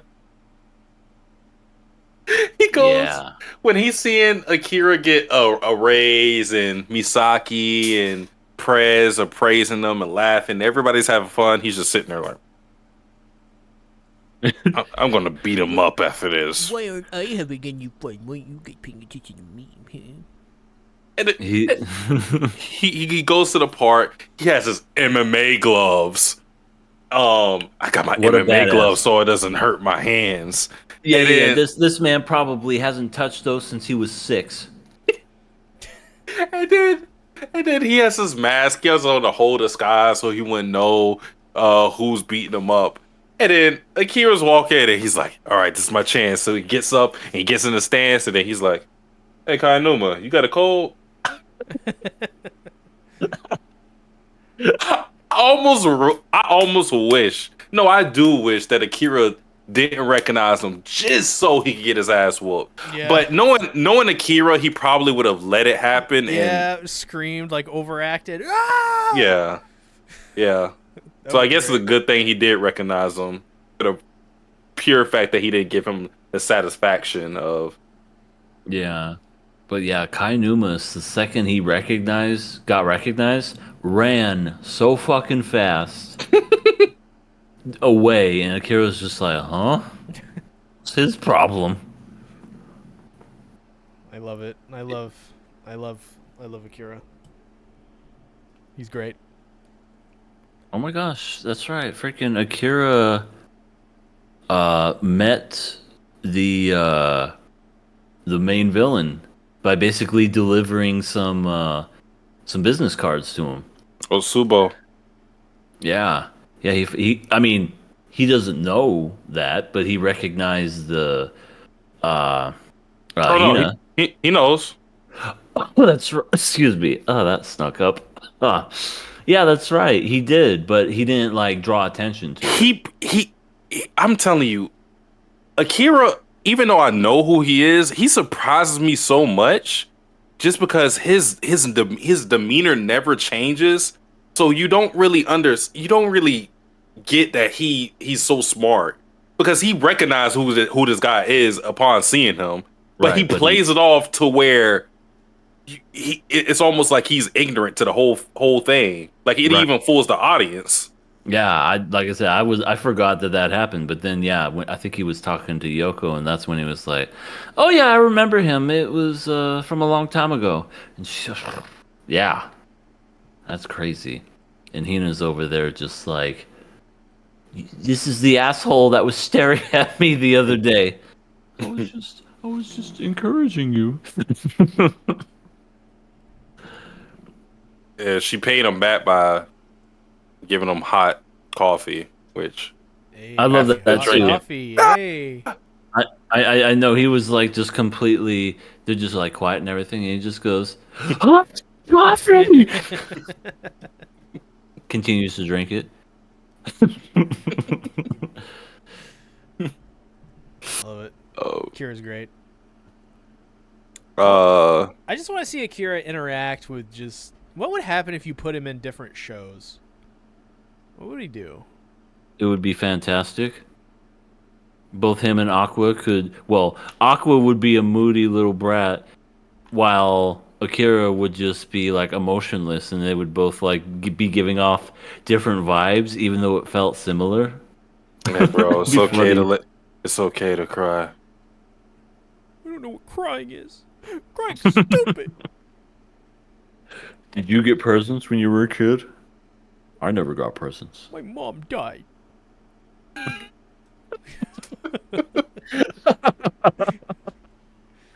Oh, I'm sorry to hear that. I saw it. Why's he talking like that? You know what? This is the new headcanon. Aqua has to sound like a whiny little teenager. I'm gonna solve my mother's murder. Yeah. We gotta do like a fan dub of that where it's everyone is normally voiced, but when anything Aqua speaks, it's just, what the hell are you guys? What the fuck? Oh my god. What do you mean I gotta act? My mom's dead. Oh horrible. my god. Well, speaking of a funny part that made me laugh unexpectedly was Hina once again doing the bars to kind of like get herself, acclimated to standing again. Mhm. You see Akira kind of walk, and then he kind of did the Ubel thing where he just sat very far away and didn't want to get like, yep, here we go. Didn't want to get close or anything. Oh, what's he gonna do? All right, hold on. Oh. We gotta. Oh shit! Oh, he's going into the treasure trove. Yep, he's gonna get something. Oh shit! Oh, Oh fuck! oh yeah. Yep, just kind of like. That's how he was, just standing kind of like in the distance, and Hina's just like, oh yeah, right there. Just come here. Just come here. Yeah.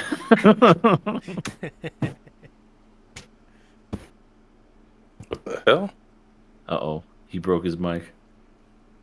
And then Hina's just pretty much, as soon as he saw that, or she saw that, was just like, get your ass over here. Did you break your microphone?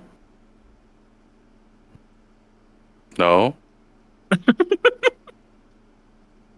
Well, if it falls, we'll know. I just found that hilarious, just because it's like such a little kid thing to do.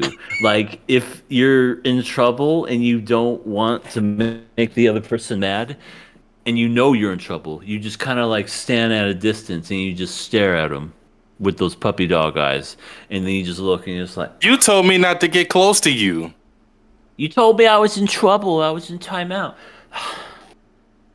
Come on over here. She said, it's weird that you're doing it that way. Just get over here.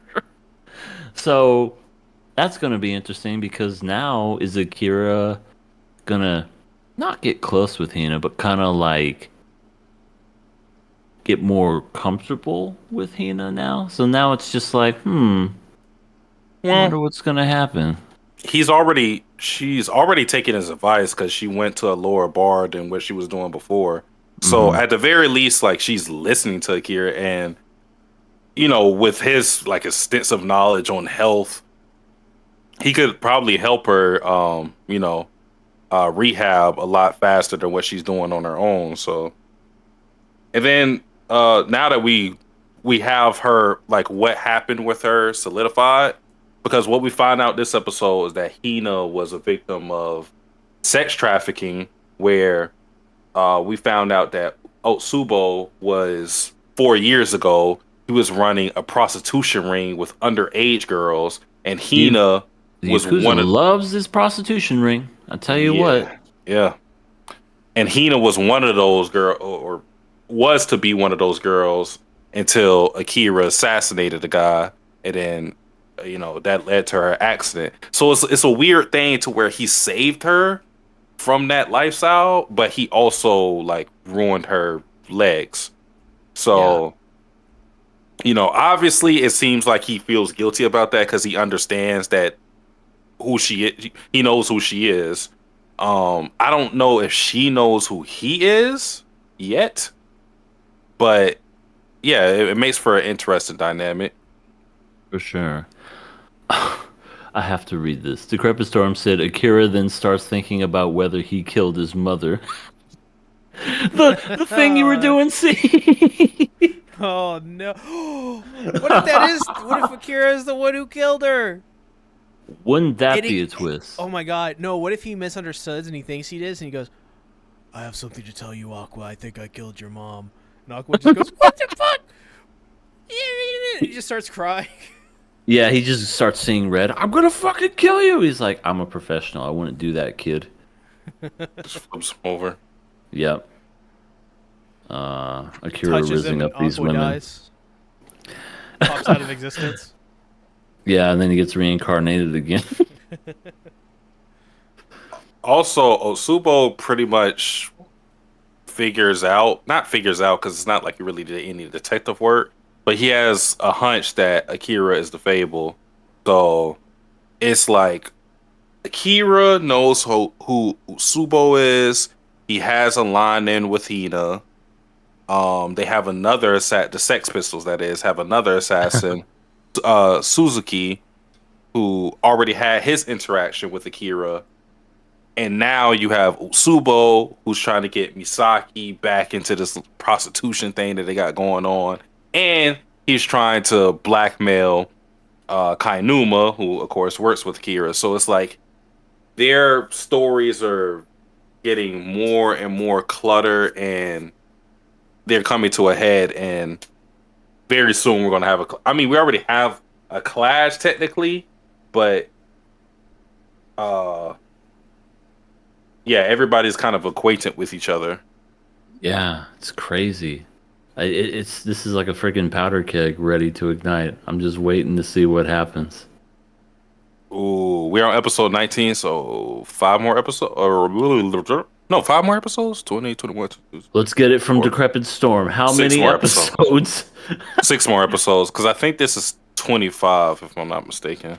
Okay, well, 6 more of Oshinoko, 6 more of the Fable, which the Fable, by the way, most underrated anime of the year, hands down. I think so. Like, I don't think anyone's talking about it other than us. And thank you, Decrepit Storm. It is 25. Yes, we are. And Kainumo needs to fucking die. I mean, he's about to get something. Something's about to happen to him. I hate this fucking character. Just everything about him. He's walking with his mother. I don't know what the fuck's wrong. Are you sure this guy's legit? At least Kainumo's, even though he's a creep, he's not stupid. No, he's smart. Yeah, he's a smart guy. Yeah, but then within the next breath goes, "Can I borrow $10,000 more from you, Mom? I ran out." And his mother as well definitely is a reason he's the way he is. She is the definition of an enabler. She enables her son. Oh, he's just a precious little child. He's special. It's so interesting that just in that little interaction, you can kind of tell everything that is about his upbringing and how their dynamic is. Because he Mom asked always for does everything for him. He asked for that 100,000 yen. I think that was the number, and I don't think she agrees to it. But I don't think she, normally if you ask somebody for 100,000 yen, I think they're going to turn you down immediately. So, I mean, just how comfortable he was to ask it too. I don't know about anyone, but I have a hard time asking people for money. Myself personally. Yeah. Especially that much. So yeah, not only did he ask for it casually, but he also followed up very quickly by saying, "Oh, my job's not paying me well. I've been working my job though the whole time." So with just that little interaction, it kind of tells you that he moved out because he wanted to, but his mom made like a stipulation that you need to get a job. So he probably just got the first thing he found out there, or something that he found easy, didn't really give a fuck about what it was paying or whatever. Because in the back of his mind, he knew that I could always get money from my mom. So even though he doesn't live with his mom, that dynamic of her being like the person, above him, still exists because even though he has a job, he doesn't really give a fuck about it to provide for himself. So, yeah, like the whole thing of Osubo talking about the monster parents, this is super applicable to Kainuma. And it's why I think, or part of the reason why he's so warped. As you said, EA, she kind of enables him. Yeah. This behavior is never really checked. Yeah. I like sometimes there's just some people in life where the best medicine and the best advice you could do for them is nothing. Sometimes some people need to learn lessons the hard way. And, I understand you being as a parent, you don't want to see your child struggle, you don't want to see them get in trouble. But they're never going to learn if you just bail them out every time. And I feel like that's one of those I don't know if this person's ever been in trouble with the law or whatever, but the fact that he doesn't even care to break into someone's apartment and do sick things, and it doesn't even cross his mind to try to beat someone up, he's obviously never been put in his place. He thinks he's entitled to everything. Correct. And I feel like if he was maybe one time got his ass whooped, he would have his whole worldview would change. It might be too late now, but oh yeah, I mean, there comes a certain point where you're just never going to change, and like he's an adult, so I mean, who knows? Maybe if this guy ties him up, puts him in the back of a trunk, he'll start changing his mind. I swear to God, I will never do it again. Oh, Mom. Yeah, he has it coming though. Yeah, I mean, and this is like Osubo's whole point whenever he goes on his boomer rants, where he's talking about like how he's lamenting that children of today are protected, because he was talking about how like they put like some rubber mat under the swings, and he didn't like that because it was like, oh, kids don't know how to deserve fall. to get fucking killed these days. Yeah, basically. But like the whole sentiment behind that obviously is that you can't, and this is very true. You can't protect children from everything. You kind of have to let them experience life as it is. Mm-hmm. It's like it's this weird thing because you go through life and you experience mishaps and trials that you feel set you back. Obviously you grow from it, but you feel like it set you back. So because you experience those things, you don't want your kids to experience that. But there is a delicate balance between protecting what you have to do. And I'm not a parent, but what I believe that you have to do is put your kid in a situation to where it's acceptable for them to fail. Yeah. And that's pretty much it. You don't put them in a situation where they can't fail. I don't think that's where you want to do, because if they don't fail, then you breed big egos, or you may even breed someone like Kainuba who thinks he's entitled to everything, any and everything. But you put them in a situation, you put them in a bubble to where they can't suffer like crazy ramifications from their failure. Yeah. Simple as that. Right. You don't want them to go to jail. You don't want them, God forbid, to get injured or anything like that. But you would at least want to kind of like put them in a situation where, you can't bail them out. This is one of those things where you're going to have to learn that your actions come with consequences or whatever it may be, and learn accordingly. I mean, that's how I learned a lot of things in life, is that life's not fair. You can't always get what you want. And sometimes you got to wait for that expensive thing that you want to buy, because you got to pay for daycare and shit. I learned that early on. So, yeah, that's all true. Very true. Kind of crazy that this disgusting guy is that person who gets that life lesson to us. But yeah, because this guy's a piece of shit. Like, Kainuma's a piece of shit. Osubo is a piece of shit. Yeah, and it's funny because I want to see this piece of shit kill this piece of shit. I hope they both die out in this, but yeah, That'd be great. I don't know if we touched upon it, but yeah, the Crepa Storm says Utsubo also killed Hina's parents. Yeah. So he's a definite piece of shit. He ran an underage prostitution ring. He takes advantage of rich parents and, exploits their love for their child. And he killed Hina's parents. For what? I think I think he did it so she would be more reliant on him, so he could possibly get his revenge back on the Fable one day, because he believes that she knows who the Fable is, but she's too scared to speak out on him. Which very possible, since Akira literally looked at Hina like he literally stared into her face. So yeah, I wouldn't be surprised if she realized that Akira is the Fable. So. But yeah, very true. Anything else on this episode? This was a great setup episode. I'm hoping. No, I think it will cover. Yeah, it will cover what I'm waiting for. These next coming episodes, I believe. I had to check again, but I'm pretty sure these next coming episodes are going to be like the cream of the crop. This is my favorite arc of the Fable, at least what we got in the anime. So and look forward to it. Will complete the arc with 6 episodes left. Yes. Nice. I'm looking forward to it. Well then, let's go ahead. Let's get into some viewer questions. Viewer questions. C Tactics, you're talking that straight. Fire. No, I'm not. I'm not. Fine, whatever.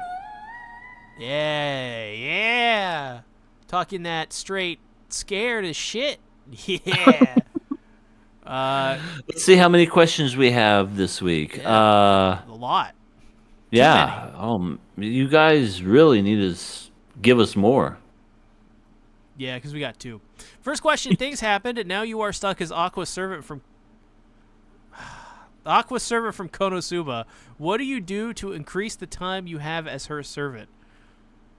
Things happened, and now you're stuck as her servant. This ambiguous things happened, and now I'm stuck as Aqua's servant, and for some reason, I need to continue forever being her servant. I need to increase. This is easy. Increase the time. This is easy. One. No, you just go, Aqua. I'm your servant. I'll literally do it for free. I'll be your slave. That's it. Just fucking tell her you don't want to stop. She'll say yes, because it's Aqua. I mean, that is one way to do it. As for me... Or you can sue her into doing it. Make her do it. I'm telling her that her water parlor trick is great, so that she blushes and then I'll say, okay, see you later, and then I just walk away because she'll forget all about me after that. Cold shoulder treatment. I like it. Mm-hmm. Smart. Sasuke, what are we thinking? All right, cool. Next question. No, wait. Yeah, why would I want to increase the time I have as Aqua's servant? How does that benefit me? No, Satsuki. Things happened. Oh, well, that's the reason. I'm just gonna stab myself like Lancer. Oh, damn. R.I.P. You will rue the day, Aqua. I will swear to God, I will kill you from the. Why are you talking like that? She's gonna laugh as she's eating her. As she's eating her potato chips. You look like, you know what? You pissed your pants when you stabbed yourself. She does the hand thing with the weird face. Mm-hmm. I hate it. Next question, last question. KOA is in charge of making the next Kids Bop CD. You can only use anime music and have to make $1 million. Which songs are you guys putting in the CD? 5 songs. Oh, this is easy. You Are My Special. Chala Head Chala. Cowboy This is Bebop all gonna opening be Tank. sung. This is all gonna be sung by kids. A Cruel Angel's Thesis from Evangelion. And the fifth one, the Chainsaw Man opening. There you go. That's it. There's your $1 million. Steins Gate opening is a fucking 10 out of 10. Serial Experiments Lane opening is great.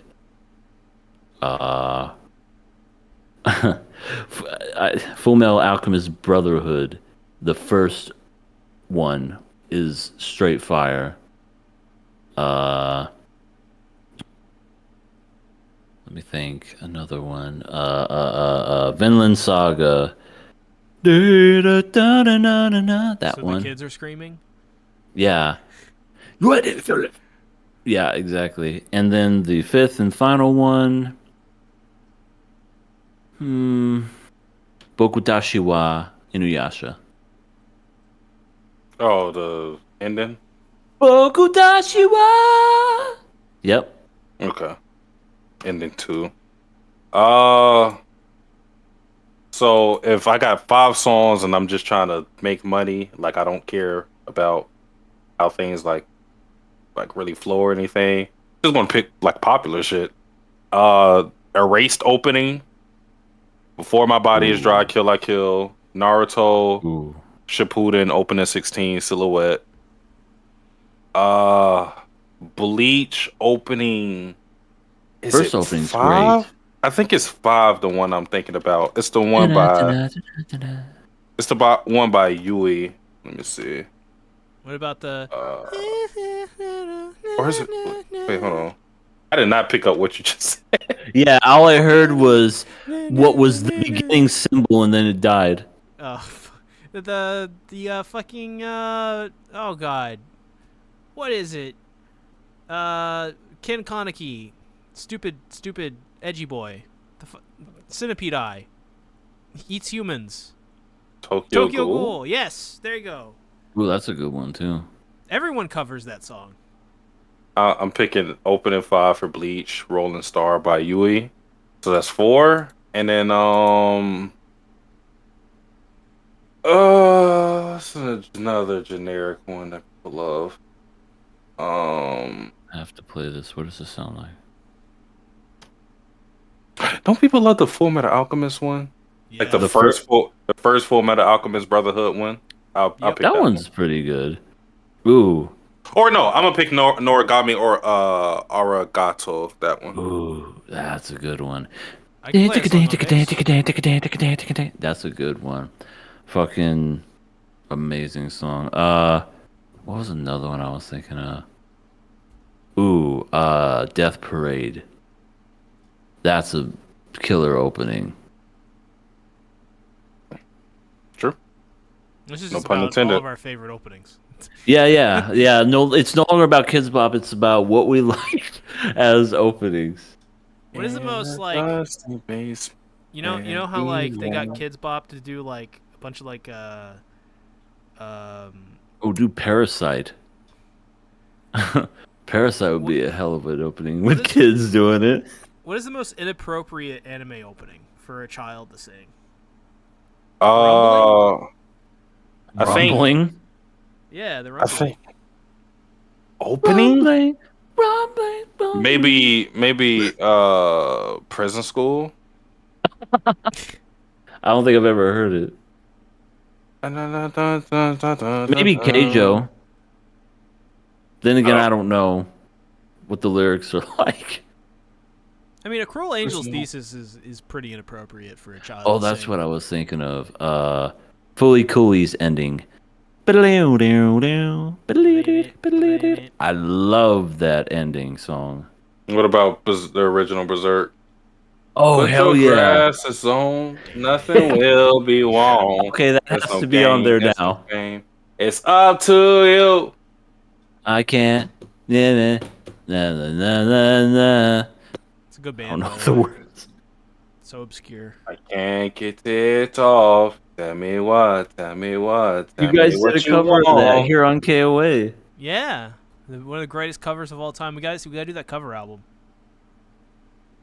Yeah, absolutely. It'd be great.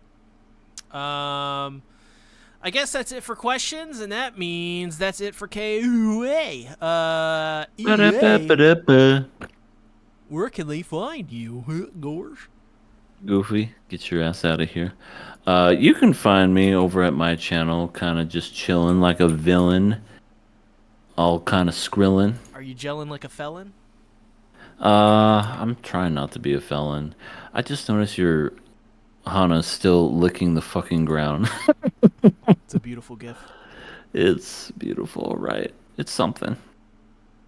But yeah, my channel's kind of dead, but I'm kind of focusing on another thing right now. Streaming on Twitch. Hell yeah! I'm enjoying playing Danganronpa. They're long games. This last case was especially long for me, but I enjoyed it. Probably don't watch it because Satsuki was probably ripping his fucking hair out watching me play it the whole time. He's like, "This man keeps losing." Ah! Yeah, at EA, there was one part because I was trying to get ready for my stream, so I was trying to brush my teeth, and then I saw you trying to do like the flashback thing, and I said, I went, "What the fuck?" I could just imagine. I was like, I think I said it very like briefly too. I was just like, Discord. Yeah, you said Discord. Give me 30 seconds. And I'm not once, but twice.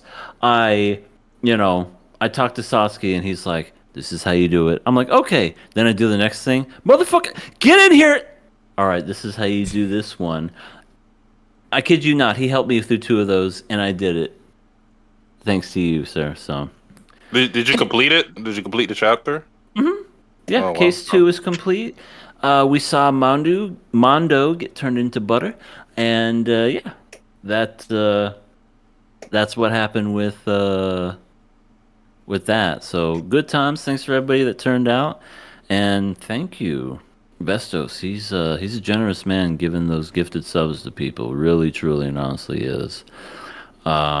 So you can find me there. I did link in the chat our Twitter, King of Anime Pod. I should probably make a thread of King of Anime at this point, but yeah, it's good enough. Kind of knowing we go live. We don't just go live on Monday. Sometimes we go live on other days. It just depends on what we're doing. Also, we have a Patreon that I linked down below. Can you say only $1? Because I too can also say that. Only $1. Only $1. Only. I'll buy that for $1. That's right, RoboCop. You could buy this only for $1.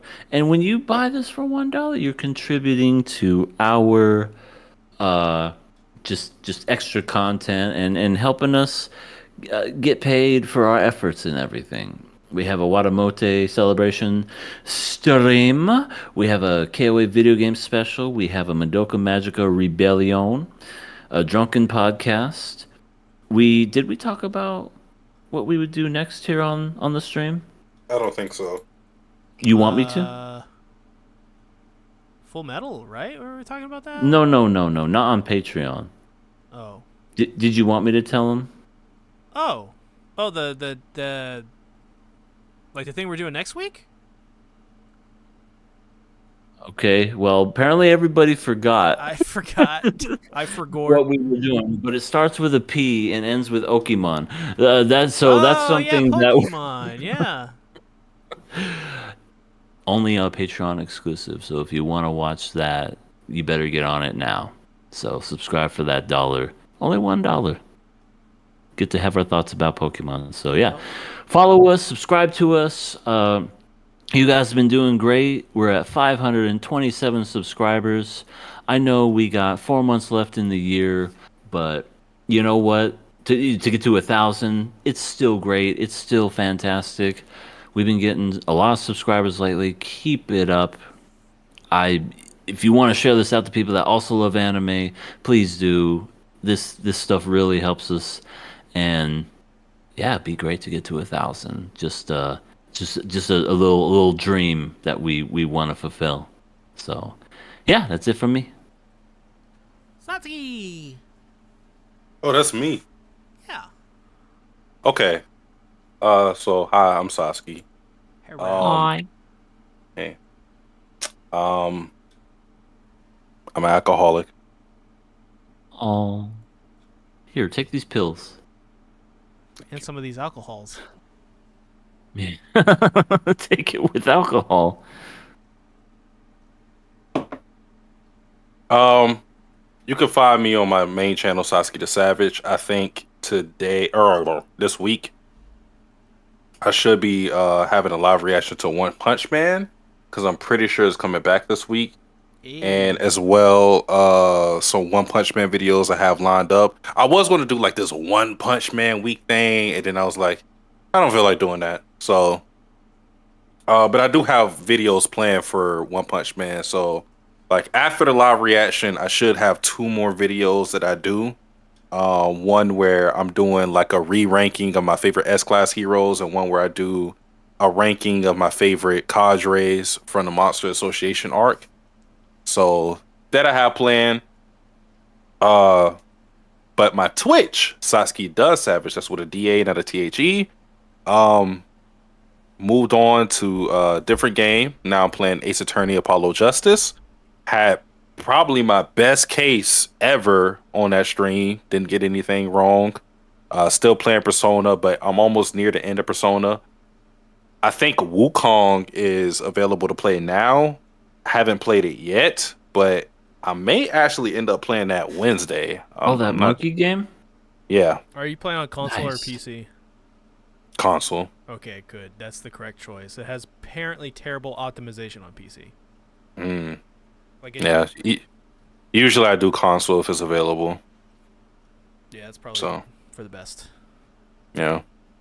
So is there anything else? I mean, I got other things planned for the stream. I still got to play Fire Emblem, the Blue Lions route. I'll play Dragon Ball Zero when it comes out. And yeah, I think that's it for me. Well, as for me, the per usual, Chainsaw Man dropping another chapter this week. I think it's 4 in a row. It's been a minute since he's done that. But yeah, it's gonna be another big chapter. We're kind of, oh god, people were complaining throughout much of this part 2 that there was no, where is like, how to word this? I won't say it. But people are complaining about a certain thing, and now we've got a certain thing, and now everyone's like, oh shit. So everyone's kind of freaking out, and it's so hype. Cannot wait for tomorrow's chapter. As well, I've been doing a lot of stuff for C Tactics as of late. So just, I don't know, expect more videos or something. I don't fucking know. Other than that, that's it. Thanks everybody for coming out. See you guys next week. Bye-bye. Peace. Johnny. Later.